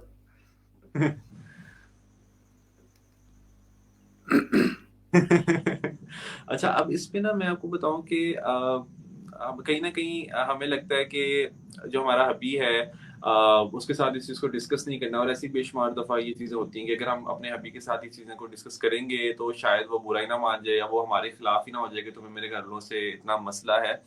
तो इसमें अंडरस्टैंड कर लेना बड़ा ज़रूरी होता है। यानी क्योंकि यहाँ पे ऐसे बेशुमार ग्रैंड पेरेंट्स होते हैं या इन लॉज होते हैं जिनमें उनकी एज काफ़ी ज़्यादा होती है, यानी 60s और 70s में होते हैं वो। अब आपको ये चीज़ समझ जाने की ज़रूरत है कि इस एज में आप एक तरह के बच्चे बन चुके होते हैं। यानी ऐसे आपके बेशुमार बिलीव्स होते हैं जो कि बहुत ही ज़्यादा पक्के हो चुके होते हैं, रिजिडिटी बहुत हाई होती है, फ्लेक्सिबिलिटी ना होने के बराबर होती है। तो बहुत सी ऐसी चीज़ें हो रही होती हैं जो कि आपको डिस्टर्ब करती हैं। तो यहाँ पे अगर आप ये चीज़ समझ लें कि उनके साथ आपका कोई मुकाबला नहीं है, यानी आपकी कोई उनके साथ लड़ाई नहीं है, आपने किसी तरह उन्हें हराना नहीं है, आपने सिंपली उनकी बात को सुनना है। तो अगर आप दूसरे की बात को सुनते हैं और आप एक्ट अपने अकॉर्डिंग करते हैं, देन बेशुमार मसले आपके हल होना स्टार्ट हो जाते हैं। क्योंकि अक्सर जो इन लॉज होते हैं वो अपनी बात को कन्वे ही करना चाह रहे होते हैं। जिस तरह हमारे पेरेंट्स होते हैं ना, हमारे पेरेंट्स जब हमें किसी काम को करने से रोकते हैं तो उनकी इंटेंशन ये नहीं होती कि हमारा बच्चा हमसे कहीं आगे ना निकल जाए। उनकी इंटेंशन सिंपली ये होती है कि हमारा बच्चा जो है वो किसी मुश्किल में ना फंस जाए, किसी प्रॉब्लम, ऐसी प्रॉब्लम में ना चला जाए जहां से इसके लिए निकलना नामुमकिन हो। तो यहाँ पे आपको इंटेंशंस देख लेना ज़रूरी है, और यहाँ पे ज़रूरी नहीं है कि आप इन लॉज के साथ लड़ाई करें या अपनी एनर्जी को वेस्ट करें। सिंपली उनकी बात सुन लें जिस भी मसले में आप इस वक्त हैं। तो अगर आप स्पेसिफिक इसमें आंसर चाहते हैं तो फिर ये जो भी हैं वो मेरे साथ रब्ता कर सकती हैं, मुझे इंस्टाग्राम पे मैसेज करते हैं और अपना मसला डिस्कस करें, तो मैं इसमें ज़्यादा बेहतर तौर पर इनके गाइड कर राइट सकता हूँ। राइट राइट राइट, ठीक है, बिल्कुल सही है। मुझे ये बताएं कि कोई अच्छा कम्युनिकेटर है और वो इस सर्विस फील्ड में आना चाहता है, क्या करे वो? कैसे कैसे स्टार्ट करे? क्या मोटिवेशन सोशल की। मीडिया से स्टार्ट करे? हाँ भाई, मोटिवेशनल स्पीकर बाय लार्ज एक ऐसा फिनोमिनल काम कर रहे हैं जिससे वो लोगों के मेंटल स्टेट को फिजियोलॉजिकल स्टेट में कन्वर्जन की तरफ लेके जा रहे हैं। मिसाल के तौर पर अगर आज मैंने वेट लॉस करना ना, तो जब तक मैं अपनी मेंटल स्टेट नहीं चेंज करूंगा मेरी फिजियोलॉजिकल स्टेट नहीं चेंज होने लगी। अब जब फिजियोलॉजिकल स्टेट चेंज होगी तो शायद बहुत सारी फिजियोलॉजिकल चेंजेस मेरी बॉडी में, जो हार्मोन्स हैं, जो फिजियोलॉजिकल हार्मोन्स हैं, अब मर्दों की बात करते हैं, टेस्टोस्टेरोन हो गया और हार्मोन ऑफ कॉर्टिसोल हो गया। अब टेस्टोस्टेरोन जो है वो हैप्पीनेस है, कॉर्टिसोल है वो दबाया हुआ उसने, माली हालात, माशी हालात। थोड़ा बहुत साइकोलॉजिस्ट हम भी हैं, हमने ना कंप्यूटर को हाथ लगाया ना कुछ किया, सिर्फ क्यों हाथ रखा था। नहीं, सेल्फ मैं कहा मोटिव। पहले आप जवाब खत्म कर लें फिर मैं अपनी साइड पे आऊंगा। तो मुझे ये सर बताएं कि अच्छा बोलना जानता है तो वो कैसे कदम उठाए, पहला कदम क्या होगा? अच्छा, इसमें शामिल ये भी बात है कि अगर वो अच्छा बोलना नहीं भी जानता ना, फिर भी वो स्टेट में आ सकता है। यानी आप, मैं भी कोई अच्छा नहीं बोलता था। मैं क्योंकि बड़ा कैमरा शाय था, तो कैमरा शायनेस जब आपको होती है तो फिर आप ना बहुत ज़्यादा फंबलिंग करते हैं, आप बहुत ज़्यादा अटकते हैं, आपके हाथ कांपते हैं, टांगें कांपती हैं, और ऐसे बेशुमार मुझे इंसिडेंट्स याद हैं जब ऐसा होता था कि ये मैं आपको बात करूँ, जब मैं बहुत छोटा होता था, डिबेट्स के लिए जब मैं जाता था तो मेरी टांगें कांपती थी, इतना ज़्यादा मुझे खौफ होता था पब्लिक स्पीकिंग का। और दुनिया के जो सबसे बड़ा खौफ है वो पब्लिक स्पीकिंग ही है। अच्छा, तो बात यहाँ पे लेकिन ये निकलती क्यों है है? कि सॉरी काट रहा हूँ, ये पब्लिक स्पीकिंग क्यों खौफ है? किस चीज का खौफ होता है लोगों को? सर वो क्योंकि कंटेंट, एक तो नंबर वन बात ये है कि कंटेंट के ऊपर हमने काम नहीं किया होता, यानी हमने वही रटी रटाई चीज के ऊपर फोकस किया होता है। जैसे मैं अब अपनी स्पीच की बात करूं, डिबेट की, जो मैं बचपन में छोटे होते स्कूल में दिया करता था, तो वो मैंने ना लोगों को इम्प्रेस करने के लिए इंग्लिश में रख ली डिबेट्स कि मैं इंग्लिश में जाके डिबेट दूंगा। तो वो एक तो मैंने साथ ना अगेंस्ट में भी चला गया मैं, वो कि था happiness is more important then wealth. तो इसके मैं अगेंस्ट चला गया। तो वो अगेंस्ट में जाके मैंने वहां पे जाके इंग्लिश में स्पीच देना स्टार्ट कर दी। तो वो इंग्लिश में मुझे पता था कि मेरी इंग्लिश तब इतनी बेहतर नहीं थी, तो मैं बात कर रहा हूँ जब मैं 6th क्लास में था। अब ज़ाहिर बात है मैंने कंटेंट को भूलना ही था, तो मैंने पहले बड़ा अच्छा रट्टा लगा के आया हुआ था कि मैंने ये जो पैराग्राफ है ना, इस पैराग्राफ में मैंने इस तरह बोलना है और मैंने इस लाइन पे जाके ना बहुत ज़्यादा ऊंची आवाज़ में बात करनी है ताकि वो जो तालियां जो है वो बजें और लोग मुझे अप्रिशिएट करें। तो मैं इस तरह बड़े प्लानिंग करके गया था, मैंने ऐसे किया। अच्छा, मैंने पहले पैराग्राफ की तो तैयारी की थी, बट उससे अगले पैराग्राफ की मैंने तैयारी नहीं की हुई थी। तो पहला पैराग्राफ खत्म हुआ, लोगों ने तालियां बजाई, अगला पैराग्राफ मुझे नहीं आता था, मैं वहां पे अटक गया और वहां पे मेरी फिर टांगे कांपना स्टार्ट हो गई। तो अब अगर आप किसी को स्टेज पे बुलाते हैं, उससे पूछेंगे 2+2 क्या होता है, तो वो आपको बता देगा 4। अब उसके 4 कहते हैं उसकी टांगे नहीं कांपेंगी। अब उससे अगर आपके मुश्किल सवाल कर लेंगे तो जाहिर बात है उसकी टांगे कांपना स्टार्ट हो जाएंगी, क्योंकि तब उसके पास कंटेंट नहीं होता, कंटेंट रेडी नहीं होता। नंबर 1 रीजन तो एक ये है। नंबर 2 रीजन इसमें ये होती है कि सेल्फ स्टीम आपकी बहुत ज्यादा लो होती है। यानी आपको लगता है कि आपसे बेहतर बोलने वाले या आपसे बेहतर बात करने वाले, आपसे बेहतर नॉलेज किसी दूसरे के पास है, और इस वजह से फिर आप अपने आप को कमतर समझते हैं। तो आप कहते हैं कि यार अगर मैंने ये बात बोली या ये चीज मैंने की तो दूसरा शख्स मुझे जज करेगा। अब मुझे यहाँ पे पता है कि मैं अपनी फील्ड में मेरे पास जो जितनी भी नॉलेज है अब तक की वो मैंने हासिल की हुई है, और आगे बड़ी रिसर्चेज हो रही हैं साइकोलॉजी की फील्ड में, क्योंकि साइकोलॉजी एक बड़ा यंग सब्जेक्ट है, तो इसमें एडवांसमेंट आ रही है। अब आप हैं, आपको भी पता है फ्रीलांसिंग के वाले साहब से भी कोई क्वेश्चन कर लिया जाए तो वो आपको उसका आंसर पता होगा, यानी आप गूगल खोल के उस चीज को सर्च नहीं करेंगे, तो ऑटोमेटिकली आपके पास कॉन्फिडेंस आ जाएगा। आपके पास ऑटोमेटिकली कॉन्फिडेंस आएगा सर। तो अब ये सारी चीजें जो है ना, सही ये कह रहा हूँ। सही कह रहा हूँ, कुछ हाँ। नहीं पता। यार लेकिन ये बात आपकी सही है कि जब आप किसी चीज में कमांड रखते हैं ना, तो आप कॉन्फिडेंट होते हैं। कॉन्फिडेंट होते जब हैं, आपको बिल्कुल किसी होते चीज हैं। का पता नहीं होता, कमांड नहीं रखते, ग्रिप नहीं रखते, तो बस फिर वहां पे आप सही कहते हो, टांगे कांपती हैं। ऐसे फिर ही ये फियर है ना कि ये देख रहे हैं मुझे, ये पता नहीं अब क्या बोलेंगे, ये मेरा तबला हम्म, बजाएंगे, ये मेरा मजाक उड़ाएंगे, सो ये लोग क्या कहेंगे, जो फियर है ना, यही लोगों को मार रहा है। अच्छा बिल्कुल अली, ऐसे ही। जी जी। ये बताएं कि आपने शुरू में जिक्र किया कि मैं फेम अच्छा लगता था और मैं पॉलिटिक्स में इंटरेस्ट रखता हूँ, तो क्या हम्म। फ्यूचर में कुछ चांस चूंस है कि पार्टी शार्टी पॉलिटिकल फिगर इंडिपेंडेंट, या किसी खान साहब की आपने जिक्र किया कहीं पार्टी में एज अ पॉलिटिकल लीडर आपको देखा जाए? सर इसमें मैं बताऊं कि मैंने ना बड़ा एनालाइज किया इस चीज़ को, यानी मुझे बेशक लोगों ने कहा कि आप सीएसएस ऑफिसर भी बन सकते हैं और आप इस चीज़ में जाएं तो बड़ा आप ग्रो करेंगे, बट मैंने देखा कि मैं उससे ना अपने पोटेंशियल को लिमिटेड कर दूंगा। अगर मैं पॉलिटिक्स में चला जाता हूँ तो तब आपकी सोचें ना फिर पॉलिटिक्स के हवाले से ही घूमती रहती हैं, उसी हवाले से फिर आपको डिफरेंट सोचें आती हैं। तो मैं अपने पोटेंशियल को लिमिट नहीं करना चाहता। मैं चाहता हूँ कि मैं एक बड़े स्पेक्ट्रम में जाके काम करूँ। अब जो हमारा काम है, जो कासिम निशा साहब कर रहे हैं, जो डिफरेंट मोटिवेशन स्पीकर्स कर रहे हैं, वो बड़े वाइड स्पेक्ट्रम के ऊपर काम कर रहे हैं। उनकी जो ऑडियंस है ना, वो अनबायस्ड है।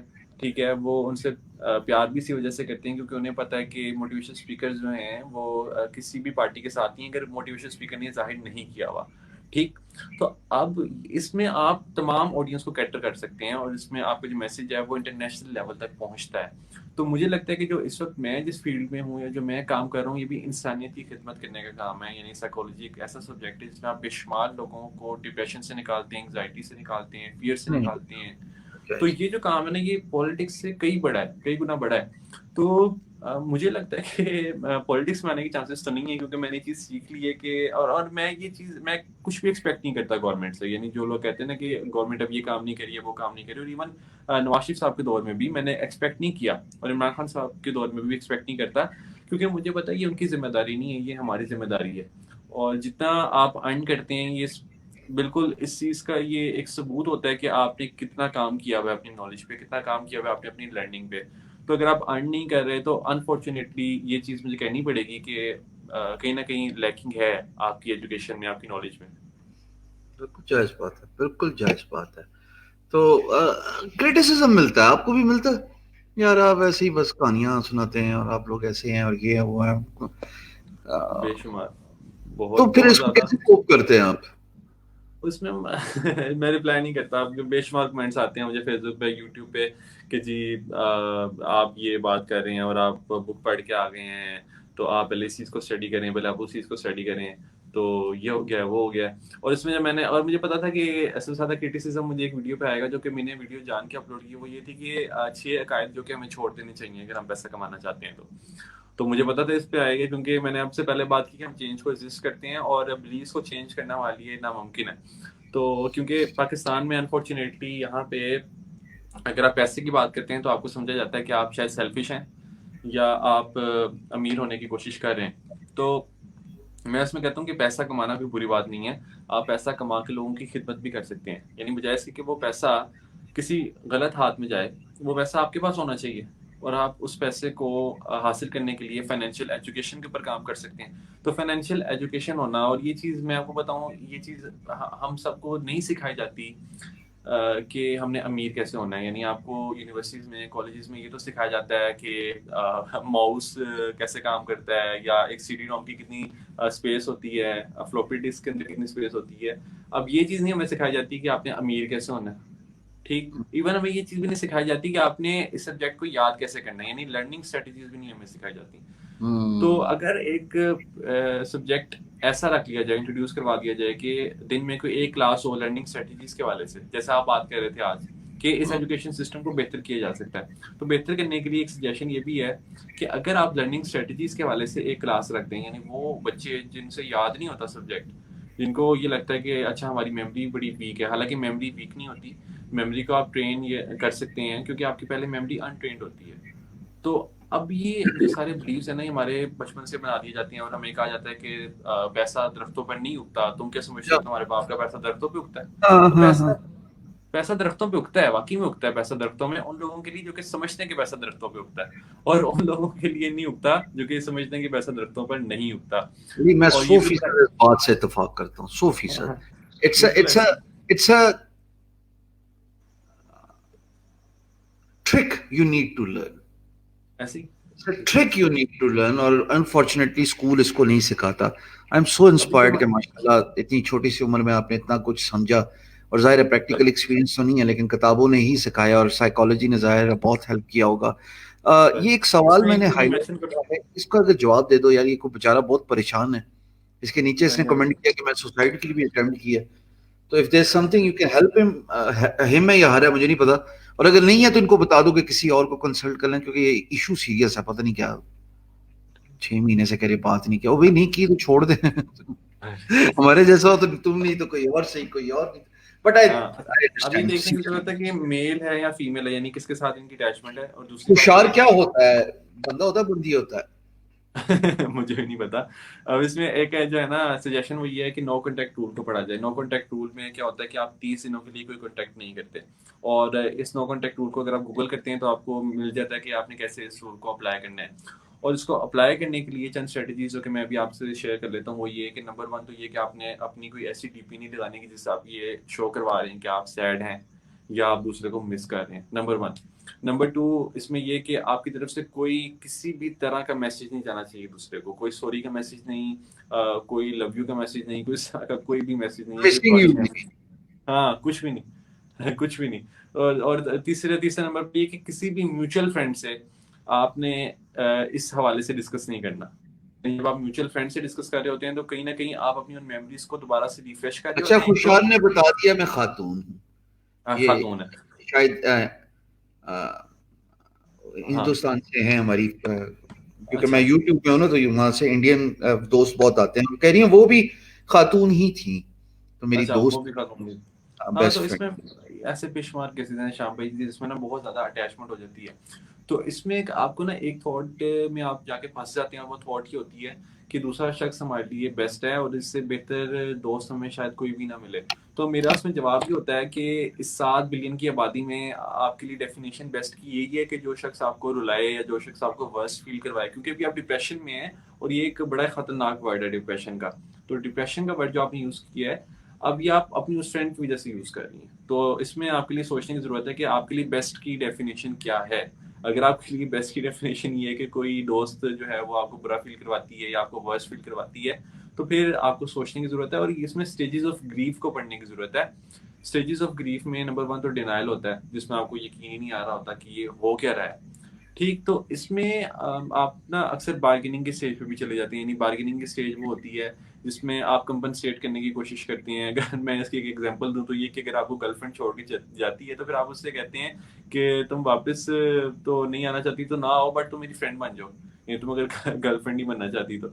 अब ये बार्गेनिंग है यानी आप यहाँ पे कंपनसेट करने की कोशिश कर रहे हैं। स्टेजेस ऑफ ग्रीफ में ये चीज़ होती है, ठीक। तो उसके बाद फिर जाके डिप्रेशन में जाते हैं, फिर आप जाके एक्सेप्टेंस में जाते हैं।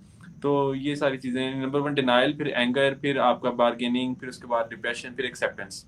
अब कुछ लोग डिनाइल से डायरेक्ट एक्सेप्टेंस में चले जाते हैं, जिन्होंने अपने ब्रीफ्स के ऊपर काम किया होता है, अपनी कॉग्निशन के ऊपर काम किया होता है, और कुछ लोग डिनाइल पे ही फंसे रहते हैं।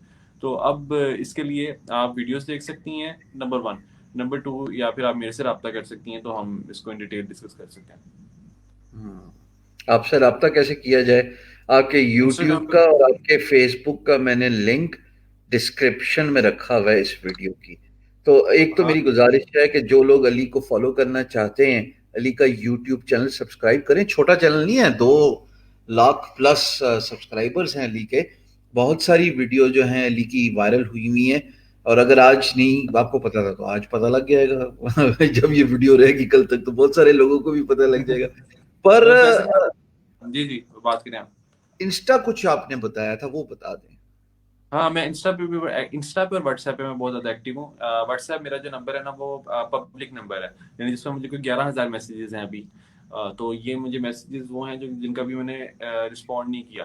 तो मुझे डेली बेसिस पे कोई 500,000 मैसेज आ जाते हैं व्हाट्सएप पे। तो मेरा व्हाट्सएप नंबर भी आप बेशक दे दें, 0333334239। ये नंबर पब्लिक है, और मेरी हर वीडियो के नीचे एक ये सेकंड नंबर दोबारा चलता है। बोले। जीरो। 333 हाँ। 333 हाँ। 4239। 4239। जी जी। मैं एक दफा दोबारा पूछ रहा हूँ, 600 जीरो बंदा टू, ऐसा करीब देख रहा है, आपको कोई इतराज तो नहीं है? क्योंकि ये नहीं बहुत नहीं, सारे लोगों तक जाना है। मुझे बिल्कुल, मुझे मेरा नंबर हर वीडियो के नीचे चल रहा होता ए एंटर है, हर गया वीडियो भरा। के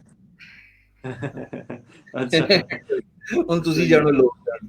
वन टू वन हाँ, कंसल्टेशन लोग मांग रहे हैं, जो कर रहे हैं आप करें। अली कोई लास्ट मैसेज? हम नॉर्मली 50 मिनट्स का ही मैं रखता हूँ स्ट्रीम, तो बड़ी अच्छी आपने बातें की। कोई लास्ट मैसेज जो आप शेयर करना चाहते हो मैं लोगों को? एक टास्क देना चाहता हूँ। जरूर फॉलो करें। इंस्टाग्राम, हाँ वैसे इंस्टाग्राम पे भी मैं बड़ा एक्टिव हूँ। इंस्टाग्राम पे अली अहमद अवान के नाम से मैं हूँ। तो अली अहमद अवान के नाम से मेरी आईडी है, आप उसे सर्च कर सकते हैं। और जो लास्ट मैसेज आपने पूछा वो ये है शाम भाई, कि रात को ही ना मैं एक वीडियो देख रहा था जैक मा की, और उसमें बीबीसी ने जैक मा का इंटरव्यू किया था। और ये क्लिप बड़ा रेयर क्लिप है, और अगर ये क्लिप हर शख्स देख ले तो वो बड़ा इंस्पायर हो सकता है। उस क्लिप में जो बीबीसी का रिपोर्टर है, यानी जो होस्ट है, वो जैक मा से बड़े टॉन्टिंग क्वेश्चंस कर रहा है। और वो उसमें कहता है कि आप मिलियनेयर हैं, वो कहता है कि नहीं अभी तो मैं मिलियनेयर नहीं हूँ। तो वो कहता है कि आप ये बातें कैसे कर रहे हैं, और आप फिर कैसे आपको बिलीफ है सारा। और वो बड़ा टॉन्टिंग वे में ना जैक मा से सवाल करता है। तो वो मैंने जब क्लिक देखा, तो ये तब की बात है जब जैक मा पॉपुलर नहीं थे, या जैक मा ने तब सक्सेस हासिल नहीं की थी। तो इस चीज़ ने मुझे बड़ा इंस्पायर किया कि तब देखो उस लीडर के कैसे अजाइम थे, उसके क्या ड्रीम्स थे, उसके क्या ख्वाब थे, उसकी क्लैरिटी मैंने ऑब्जर्व की, और क्लैरिटी उसकी बड़ी शानदार थी। यानी वो बता रहा था कि इस वजह से मुझे यकीन है कि मैं मिलियनेयर जरूर बनूंगा। तो ये क्लिप आप लोग जरूर देखें, जो भी इस वक्त ये स्ट्रीम देख रहे हैं। अगर आप लिखेंगे कि बीबीसी वर्ल्ड जैकमा इंटरव्यू या कुछ इस तरह का टैग है, वो वैसे मैं शाम भाई के साथ भी शेयर कर लूंगा, तो वो बाद में आप डिस्क्रिप्शन में भी उसका लिंक ऐड कर सकते हैं। तो बड़ा ही ये लर्निंग फेज है। और इसके अलावा मैं रात को रॉबर्ट कियोसाकी और डोनाल्ड ट्रंप की एक रिकॉर्डिंग देख रहा था, जिसमें डोनाल्ड ट्रंप और रॉबर्ट कियोसाकी आपस में बात करें फाइनेंशियल एजुकेशन के हवाले से। तो वो क्लिप भी आप देख सकते हैं। और जो वो मैसेज है, प्री मैसेज प्री ये है।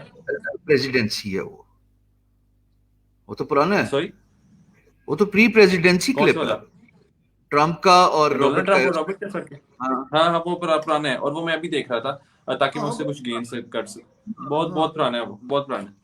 बिल्कुल ऐसी है। अच्छा, यहाँ पे जो मैसेज था शाम से भाई, वो ये था कि मैंने आज ये वीडियो क्रिएट किया। आप पीछे व्हाइट बोर्ड देख रहे हैं, कि सारा मैंने बताया कि यूट्यूब के ऊपर आप ग्रो कैसे कर सकते हैं।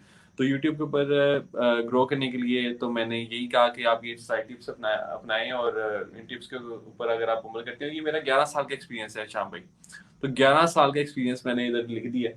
तो वैसे जो टिप है वो ये कि आप अपने ना आपको ब्रांड करना स्टार्ट करते हैं, यानी सिंपल अपने आप को ब्रांड नेम बनाना स्टार्ट करते हैं। और आप ब्रांडिंग कैसे कर सकते हैं? सिंपली एक यूट्यूब चैनल स्टार्ट करें, सोशल मीडिया पे प्रेजेंस अपनी अच्छी करना स्टार्ट करते हैं, एक वीडियो रिकॉर्ड करें। चाहे वो वीडियो आपकी 1 मिनट की हो, 2 मिनट की हो, बट आपने ये फिक्र नहीं करनी कि आपके पास कोई इक्विपमेंट नहीं है, कोई अच्छा इक्विपमेंट नहीं है, कोई लाइटिंग का इंतजाम नहीं है, कोई नहीं, माइक लेकिन नहीं है। बात क्या करे? ब्रांड बना के बात क्या करे? बात सिंपली, यानी जो भी उसके डेली लर्निंग है ना, डेली की लर्निंग है सिंपली, यानी उसने कोई एक बात सीखी होगी शाम भाई, कोई एक बात, यानी कोई एक बंदा आजकल कोटेशन ही एक पढ़ लेता है, इंस्टाग्राम पे फीड में आपको एक कोटेशन नजर आ जाती है, और वो कोटेशन ही आप आगे शेयर कर दें कि आज मैंने ये कोटेशन ये पढ़ी कि हमें ऐसे नहीं ऐसे करना चाहिए। अब ये कोटेशन है जो कि आप 15 सेकंड में रिकॉर्ड कर सकते हैं, तो ये आप जब रिकॉर्ड करके अपलोड करेंगे, टिकटॉक पे इवन आप अपलोड करें, आप यूट्यूब पे अपलोड करें, तो वो यूट्यूब पे आपका यूट्यूब शॉर्ट्स के हवाले से अब ये बड़ा एक अच्छी अपडेट आई है, यूट्यूब ने दी है कि अब यूट्यूब शॉर्ट्स में वो वीडियोस आया करेंगी आपकी, और वहां से आपकी वो वीडियो पॉपुलर हो जाएगी। तो ये चीज आपको बड़े ऊपर लेकर के ये जा तो सकती है मुझे नहीं यूट्यूब। पता है क्या। यूट्यूब शॉर्ट्स, यानी जैसे टिकटॉक है ना, टिकटॉक पे शॉर्ट वीडियोस हैं, अब यूट्यूब वालों ने यूट्यूब शॉर्ट्स लॉन्च किया है, जिसमें जब आपकी छोटी वीडियो आप अपलोड करते हैं कोई 15 से 20 सेकंड की, तो वो वीडियो यूट्यूब ऑटोमेटिकली सिलेक्ट करता है और वो अपने यूट्यूब शॉर्ट्स में डालना स्टार्ट कर देता है। जब आप स्टोरीज को स्क्रॉल कर रहे होते हैं तो कुछ वीडियोस ऑटोमेटिकली चलना स्टार्ट हो जाती हैं, तो वो होती हैं यूट्यूब शॉर्ट्स। तो वहां से आपके चैनल पे बड़ी ज्यादा ऑडियंस आती है। दिस तो इज अगर आप इंटरेस्टिंग। हाँ, तो अगर आप छोटी वीडियोस अपलोड करेंगे तो वहां से ज्यादा ऑडियंस आने के चांसेस हैं। This is interesting. तो किसी के पास कोई स्किल नहीं है तो बस कोई भी चीज उठा ले और उसके बारे में बात कर ले हैं? मैं मेरा तो मानना ये है कि हर इंसान के पास कुछ ना कुछ है, यानी उसने बस डिस्कवर नहीं किया होता, और अगर डिस्कवर नहीं किया अभी तक तो उसके लिए हाँ, ये यूट्यूब है। अगर आप इधर बैठे हुए तो ये आपके यूट्यूब के हैंडल से कौन जवाब दे रहा है? अली अहमद अवान। ये कौन जवाब दे रहा है? देखने हाँ, दे मुझे, कहाँ पे आ रही है, ये कौन है? मेरे यूट्यूब पे ही है, अली अहमद अवान। ये कौन है? ये कल कल इमरान भी सर पकड़ के बैठ गया था, ये कौन डुप्लीकेट आ जाते। ये आप कौन है नहीं है वैसे? लेकिन आप, बस यही हाँ नहीं मैं मोटिवेशन, यही मोटिवेशन स्पीकिंग है कि कोई भी आप अब इसमें भी आप कोई कहानी सुना दे। और इसमें मैं क्या कहानी सुनाऊंगा, मेरा फेक चैनल बना हुआ है, अब ये पता नहीं जी क्या है, मुझे समझ में, वो पता चले मेरा चैनल हैक करके वो खुद रिप्लाई कर रहा हो बंदा। कोई लेना देना नहीं, मैं पिछले 56 मिनट से यहाँ पे बैठा हुआ हूँ और मेरे हाथ यूं हैं और मैंने तो यूं रखा हुआ था अपने चिन के ऊपर। वो फेक आईडी होगा, परेशान ना हो। Don't worry. अच्छा, वो देखें उसकी टेक्निक देखें कैसी है, ये अब एक देखें ना, पाकिस्तानी अच्छा बात पाकिस्तानी है। सुनो। मुझे एक मस्ती आई है जोर की, और मुझे पता है मैं तुमसे ये पूछ सकता हूँ।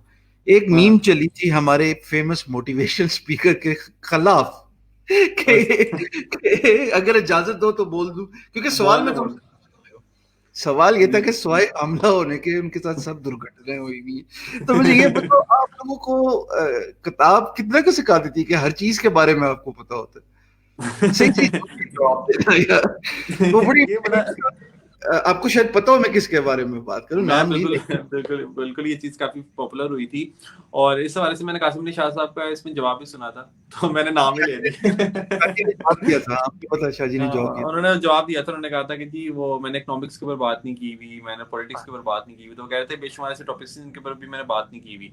अच्छा, था। हाँ, इसमें मतलब मेरा मानना ये है कि, हाँ जी जी, आप बात करें। मतलब करेंगे वो यानी अभी।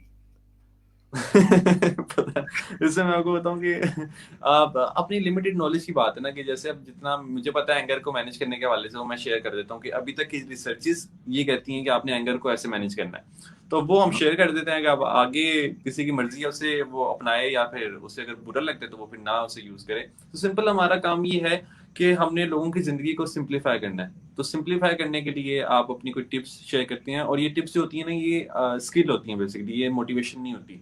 तो हम यहाँ पे कंफ्यूज करते हैं मोटिवेशन और स्किल में, यानी मोटिवेशन तो है ना कि तुम ये काम कर सकते हो, तुम ये काम कर लोगे, अब स्किल क्या है, स्किल आपको वो वे बता रही है कि किस तरह आपने ये काम करना है। तो ज्यादातर जो हम यहाँ पे क्या करते हैं कि इवन मोटिवेशन स्पीकर्स भी जो कहते हैं वो अपने नाम के साथ मोटिवेशन स्पीकर ही लिखते रहते हैं सारी जिंदगी, जबकि मोटिवेशनल स्पीकर से बढ़ के भी चंद ऐसे टाइटल्स हैं जो कि वो इस्तेमाल कर सकते हैं अगर वो एक अच्छे लाइफ स्ट्रेटेजिस्ट हैं। तो मैं तो अपने नाम के साथ लाइफ स्ट्रेटेजिस्ट इस्तेमाल करता हूँ, ह्यूमन पोटेंशियल स्पीकर इस्तेमाल करता हूँ, क्योंकि मोटिवेशनल स्पीकर में आप खाली फोकस कर रहे होते हैं मोटिवेशन पे, जबकि आपको फोकस जिंदगी के बाकी एस्पेक्ट्स पे भी करना चाहिए। Very nicely answered. और अली के बारे में मैं ये बता दूं, बीइंग साइकोलॉजिस्ट, ये ज्यादा उन्हीं टॉपिक्स पे फोकस करते हैं जो इनकी नीड से रिलेटेड है। मैंने अब तक ये नहीं बताया कि कैसे फ्रीलांसिंग होती है, ये इन्होंने अभी ये नहीं बताया कि कैसे बाकी काम होते हैं। और ये अपनी फील्ड के अंदर ही रह रहे हैं, और जाहिर है बात भी करनी चाहिए, क्योंकि जितने भी साइकोलॉजिस्ट हैं अ, वो कैसे ट्रेन करते हैं लोगों को, फिक्स कैसे करते हैं, उनकी करेक्शन कैसे करते हैं, वो भाई पेप टॉक से ही कर रहे होते हैं ना। ऐसे ही जो उनके पास ऐसे ही। टूल्स है वो टूल्स तो बहुत बाद में इस्तेमाल होते हैं। अब टूल्स के बारे में तो खैर अली ज्यादा बेहतर जानता है, लेकिन टूल्स तो बहुत बाद में इस्तेमाल होते हैं, पहले तो टॉक ही हो रही है कि आप बेहतर करें इंसान को कि पहले यार तसल्ली दी जाती है, तो, फर्स्ट एड दी जाती है। मतलब आप उसको फाइन ट्यून करें, उसको यानी स्टेट ऑफ जैसे डिनाइल से सनी प्लाजा निकालें। ना शाम भाई। सनी प्लास्ट वाला का बेहतरीन तो बेहतरीन जैसे जवाब। सनी प्लास आप इस्तेमाल करते हैं जब कोई शख्स, किसी को जख्म हो जाता है, तो आप फौरन से आप सनी प्लास लेके आते हैं। आप ये नहीं देखते कि किसकी कॉज क्या हुई है, आप सबसे पहले सनी प्लास लगा देते हैं, यानी वो फर्स्ट एड है। तो फर्स्ट एड में आप दूसरे को तसल्ली देते हैं कि नहीं यार तुम्हारा ये मसला ठीक हो जाएगा। अच्छा, अब ये जो काम है ना, ये अक्सर मोटिवेशन स्पीकर्स करते हैं कि वो फर्स्ट एड दे रहे होते हैं बेशुमार लोगों को कि यार तुम्हारा ये मसला ठीक हो जाएगा, ऐसे नहीं ऐसे कर लो। तो अब इसके बाद की स्टेज आती है कि थेरेपी की, जिसमें कॉग्निटिव बिहेवियरल थेरेपी इस्तेमाल की जाती है। तो वो सीबीटी उसे कहते हैं। तो सीबीटी को अक्सर जो है ना वो साइकोलॉजिस्ट यूज करते हैं एज अ टूल। हम्म, अली का यूट्यूब का चैनल, अली का फेसबुक का प्रोफाइल, इंस्टाग्राम के बारे में वो पहले भी बता चुके हैं, अभी मेरे मैसेज के बाद फिर बता देंगे। यार आप फॉलो करें, क्योंकि मैं वैसे नहीं अपनी स्ट्रीम में किसी को लेके आता, मैंने जानबूझ के लोगों को ना, आई मीन मैं हुई फटेबाज पैदाइशी, अम्मा ठीक कहती थी, मैं जानबूझ के मोटिवेशन स्पीकर लेके आता, but he is actually far away from that. He is actually a psychologist जो बहुत सारी चीजों को ठीक कर रहा है। और मैंने बताया ना, पहली चीज ही जैसे इन्होंने कहा कि सनी प्लास्ट लगाना है, तो भाई वो ही लगाएगा ना ठीक करने के लिए, लोगों से बात करने के लिए। और आई नो फॉर श्योर कि पेंडेमिक में इतने लोग अली के पास आए अपने साइकोलॉजिकल इश्यूज लेके। अली ये सच है कि नहीं? बेशुमार बेशुमार लोग आते हैं, और यूके, यूएसए, कनाडा, Okay, मैं आउट ऑफ कहने लगा था कंट्री। फॉरेन कंट्री, वो फॉरेन फॉरेन से कंट्री। मेरे बल्कि ज्यादा है, फॉरेन से ज्यादा है। फॉरेन में बेशुमार, क्योंकि वहां पे आपको इस तरह इजी एक्सेस नहीं है साइकोलॉजिस्ट की, साइकेट्रिस्ट की। तो वो ज्यादा अप्रोच करते हैं पाकिस्तानी साइकोलॉजिस्ट को। तो वहां से बेशुमार लोग ऐसे आते हैं जो कि कोरोना के हवाले से कहते हैं कि हमें कोरोना ने बहुत ज्यादा इफेक्ट किया है, कहीं ना कहीं उनकी जॉब को इफेक्ट किया होता है, मेंटली ज्यादा नुकसान हुआ होता है उनका। वो किसी ना किसी खौफ में होती हैं, और वो इस चीज को समझ नहीं पा रहे होते कि अनसर्टेनिटी ह्यूमन नीड है। तो 6 ह्यूमन नीड्स हैं जिनको आपने स्टडी करना है, जो भी इस वक्त व्यूअर्स देखते हैं कि कौन कौन सी ह्यूमन नीड्स हैं। इस चीज़ को बड़ा अच्छा डिफाइन किया टोनी रॉबिन्स ने। तो उसमें एक अनसर्टेनिटी भी है। तो अनसर्टेनिटी ह्यूमन नीड है, यानी अगर हमें पता चल जाए कि पाकिस्तान और इंडिया का जो मैच हो रहा है उसमें से कौन सी टीम जीतेगी, तो हम कभी भी वो मैच नहीं देखेंगे, क्योंकि तब एक चीज सर्टन हो गई। तो अनसर्टेनिटी बड़ी बड़ी काम करती है, यानी आपको जब पता ना हो कि अगले दिन होने क्या वाला है, तो फिर आप बड़े एक्साइटेड रहते हैं। अली, एक और सवाल पूछ सकता हूँ, इजाजत है? और सर वो भी सर सर बड़ा जरूर common सवाल है। खौफ, जरूर। साइकोलॉजी क्या कहती है, खौफ को ओवरकम कैसे करे बंदा? Fear of unknown, fear of even known. Hmm. अच्छा, फियर ना अमेगडाला से ऑपरेट हो रहा होता है, यानी एक बादाम के साइज का एक हमारे ब्रेन का पार्ट है जहाँ से ये फियर ऑपरेट हो रहा होता है। और फियर में जो ह्यूमन रिस्पॉन्स होता है, मोस्ट कॉमन ह्यूमन रिस्पॉन्स होता है फाइट और फ्लाइट का। ठीक, या तो इंसान लड़ता है या फिर वहां से वो भाग जाता है। अच्छा, अभी दो रिस्पॉन्सेज हैं, और ये बताऊं कि ये इंसेस्टर से हमारे चलते आ रहा है, क्योंकि हम पहले जंगलात में रहा करते थे, और जंगलात में बड़े जानवर होते थे जो कि इंसानी वैसे बड़ा अच्छा जितना। फिनोमेना है, फ्लाइट या फ्राइट। हाँ हाँ, बिल्कुल ऐसे ही है। और एक फिनोमेना है फ्रीज का भी, यानी आप ये बीच का है कि आप फ्रीज हो जाते हैं वहां पे। जब कोई खतरा आप देख रहे हैं वहां पे, आप बिल्कुल एक शॉक के उसमें चले जाते हैं। तो अच्छा। अच्छा, अब यहाँ पे ये पुराने वक्तों में ना इंसेस्टर्स, क्योंकि ये बताया करते थे कि जी तब जानवरों से बड़ा खतरा होता था इंसान को, तो तब इंसान अपने मैगडेला को ज्यादा इस्तेमाल करता था। तो अब ये चीज ऑब्सोलीट हो चुकी हुई है, अब इस चीज का कोई यूज नहीं है, बट अभी भी इंसान इस चीज को यूज करता है। और आपने ये चीज देखी हो कि अगर आपके सामने शेर आके खड़ा हो जाए, तो फिर आप काम तो नहीं रह सकेंगे, आपकी हार्ट बीट तेज हो जाएगी, आप बहुत ज्यादा नर्वस हो जाएंगे, आपकी टांगे कांपने लगेंगी। तो यही चीज आजकल हमारी अपनी लाइफ में हो रही है, यानी हमें लग रहा होता है कि जो सामने सिचुएशन है ना, ये कोई सिचुएशन नहीं है, ये हमारे लिए खतरा है। तो ऑटोमेटिकली आपका ब्रेन मैगडेला को एक्टिवेट कर देता है, यानी फियर को एक्टिवेट कर आम देता है। अल्फाज में ये इमोशनल फियर खुद ही परसीव कर लेता है इंसान और उसको कन्वर्ट कर लेता है इनटू अ फिजिकल फियर। ऐसी है, ऐसी इसे इसे वो एक परसीव करता है थ्रेट के तौर पे, यानी हमारे सर्वाइवल के लिए एक थ्रेट है। यानी उसे लगता है कि मैं, मेरी जान इस वक्त खतरे में है। तो वो अपने आप को प्रोटेक्ट करने के लिए ना बहुत पैनिक की स्टेज में चला जाता है, उसे समझ नहीं आ रही होती कि उसने अब करना क्या है। तो वो फिर अक्सर लोग जो है ना वो फ्लाइट से काम लेते हैं और वो सिचुएशन से एस्केप करते हैं। यानी अगर कहीं किसी ऐसी जगह पे जहाँ पे कोई ऐसा उनके साथ इंसिडेंट हुआ जो कि उनके लिए नाकाबिले बर्दाश्त था, फॉर एग्जांपल चोरी हो सकती है, कोई डाका हो सकता है, कोई बुलिंग हो सकती है, तो इंसान फिर उस जगह को अवॉइड करने लग जाता है। फिर और उस जगह पे दोबारा नहीं जाता, क्योंकि जैसे ही वो उस जगह पे दोबारा जाता है वो सारी चीज़ें जो हैं वो ट्रिगर होना स्टार्ट हो जाती हैं, उससे वो डिस्टर्ब हो जाता है। तो फियर के हवाले से हम यही कहते हैं कि आप उस फियर को जब तक फेस नहीं करेंगे तब तक वो फियर आपकी ज़िंदगी से नहीं जाएगा। और उसको फियर को फेस करने के लिए हम आगे टिप्स जो हैं वो आपसे शेयर करते हैं, जिसमें हम आपको ये तो नहीं कहते कि आपने शेर के सामने जाके खड़े हो जाना है। उसमें हम स्टार्ट में स्टार्ट विद द स्मॉल, यानी स्टार्ट विद बेबी स्टेप से काम लेते हैं कि आप बेबी स्टेप्स लें और उसके बाद जाके आप वो जो एक बड़ा फियर है, इसमें स्नेक हैंडलिंग भी बड़ी इंपॉर्टेंट होती है। मैं आपको बताऊं फियर एंड फोबियाज में अक्सर ये थेरेपी है बल्कि कि स्नेक के अंदर से वो जो उसका जहर है वो निकाल लिया जाता है, और वो जो एक सिंपल सा स्नेक होता है जो कि बेचारा बहुत मासूम होता है, तो उसको वो पकड़ते हैं, अपने गले में डालते हैं, गले में डालते हैं। तो ये बड़ा ज़रूरी है कि उससे फिर आपका वो जो खौफ है ना, आप उसके साथ डील कर रहे होते हैं। तो अननोन फियर होते हैं, और इसमें जो 10 मोस्ट कॉमन फियर्स हैं वो भी आपके लिए पढ़ना बड़े ज़रूरी हैं। जिसमें आपका फियर ऑफ फ्लाइंग बहुत ज़्यादा कॉमन है, यानी जिसमें मैं ऐसे लोगों को भी जानता हूँ जो कि पाकिस्तान से अमेरिका गए हुए हैं, बट वो अमेरिका से वापस पाकिस्तान नहीं आ रहे, सिर्फ इस वजह से क्योंकि उन्हें जहाज में बैठना पड़ेगा। यानी वो इवन उनके यहाँ पे डेथ हुई अपने इमीडिएट फैमिली मेंबर्स में, तो डेथ इसको हुई। कैसे और ओवरकम करें, ये फ्लाइंग का जो फियर है कि एक पेज उतर गया तो मैं तो गया ना।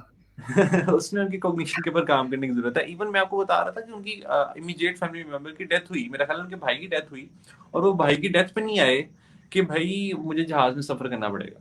यानी इतना ज्यादा उन्हें फियर था। तो इसमें कॉग्निशन के ऊपर काम करने की जरूरत होती है, यानी आपको उनकी सोचों के ऊपर काम करने की जरूरत होती है। उनसे पूछना होता है आपको कि ये सोच आपको कैसे आ रही है, क्या कोई आप पहले भी ऐसा वाकया हुआ है या आपने कोई ऐसा वाकया होते हुए देखा है।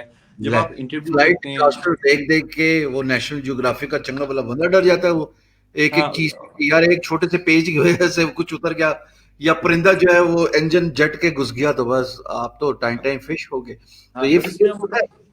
बिल्कुल होता है। इसमें हम उन्हें ये नहीं कहते कि आपने बिल्कुल ये सोचना है कि आपका नहीं होगा, इन जहाज नीचे नहीं गिरेगा।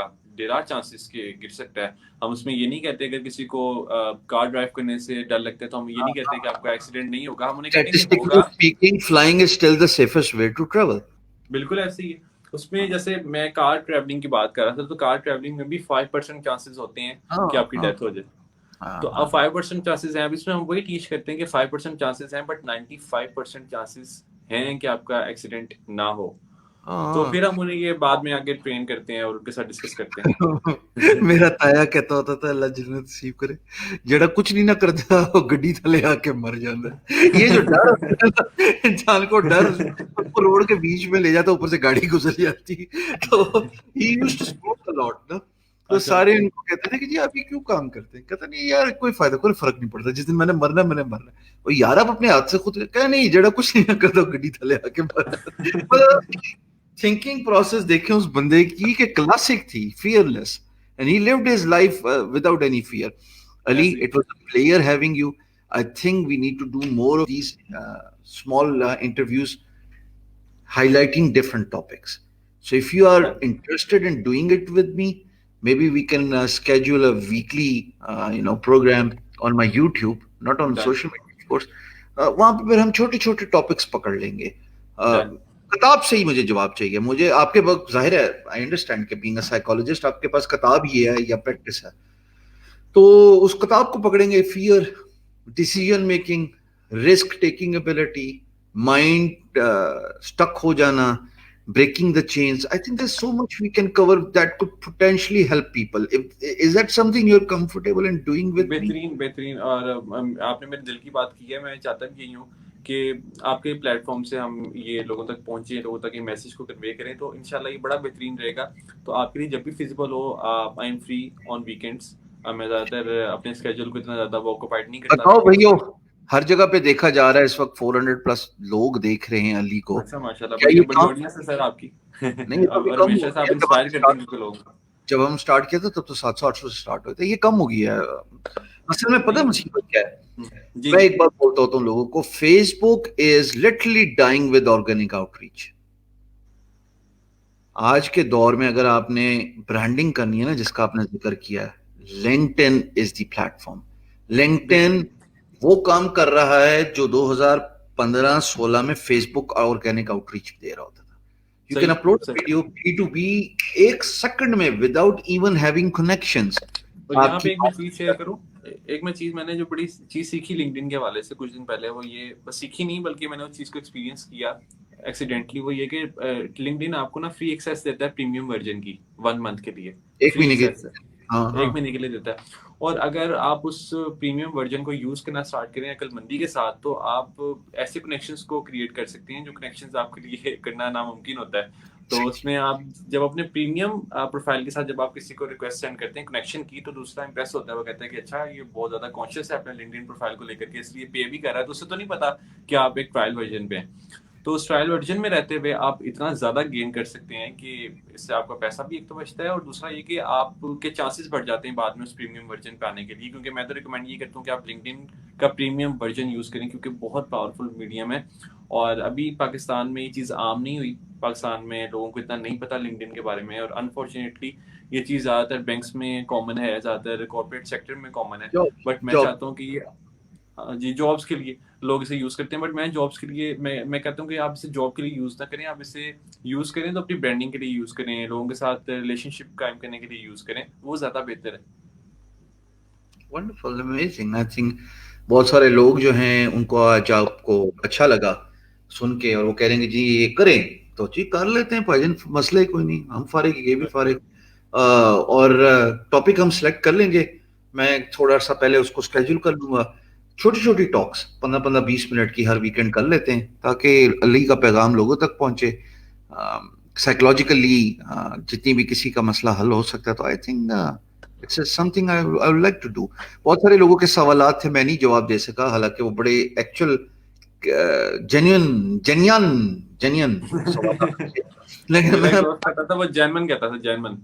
नहीं, जेन्यन का अपना ही मजा है। वो मुझे एक बंदा मिला, तो मेरा बड़ा भाई साहब था ना, ये कन्वेंशन सेंटर जब मैंने पूरी रौनक जमाई है ना, so feel bad in missing out, कि मुझे मोहसिन भाई को बुलाना चाहिए था और फैमिली को, पता नहीं क्यों मेरे सेंस ने, चलो अब जब होगा तो उधर एक बंदा मिला, वो मेरे बड़े भाई को मिला ना, तो अच्छा। मेरे बड़े भाई ने पूछा तू इधर किधर से आया है? मेरा बड़ा भाई आइलैंड से आया था।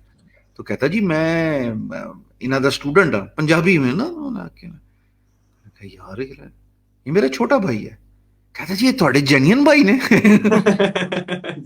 उसने ना इंग्लिश में तड़का लगाना था, बोलना उसने ये था उर्दू में कि ये आपके सगे भाई हैं।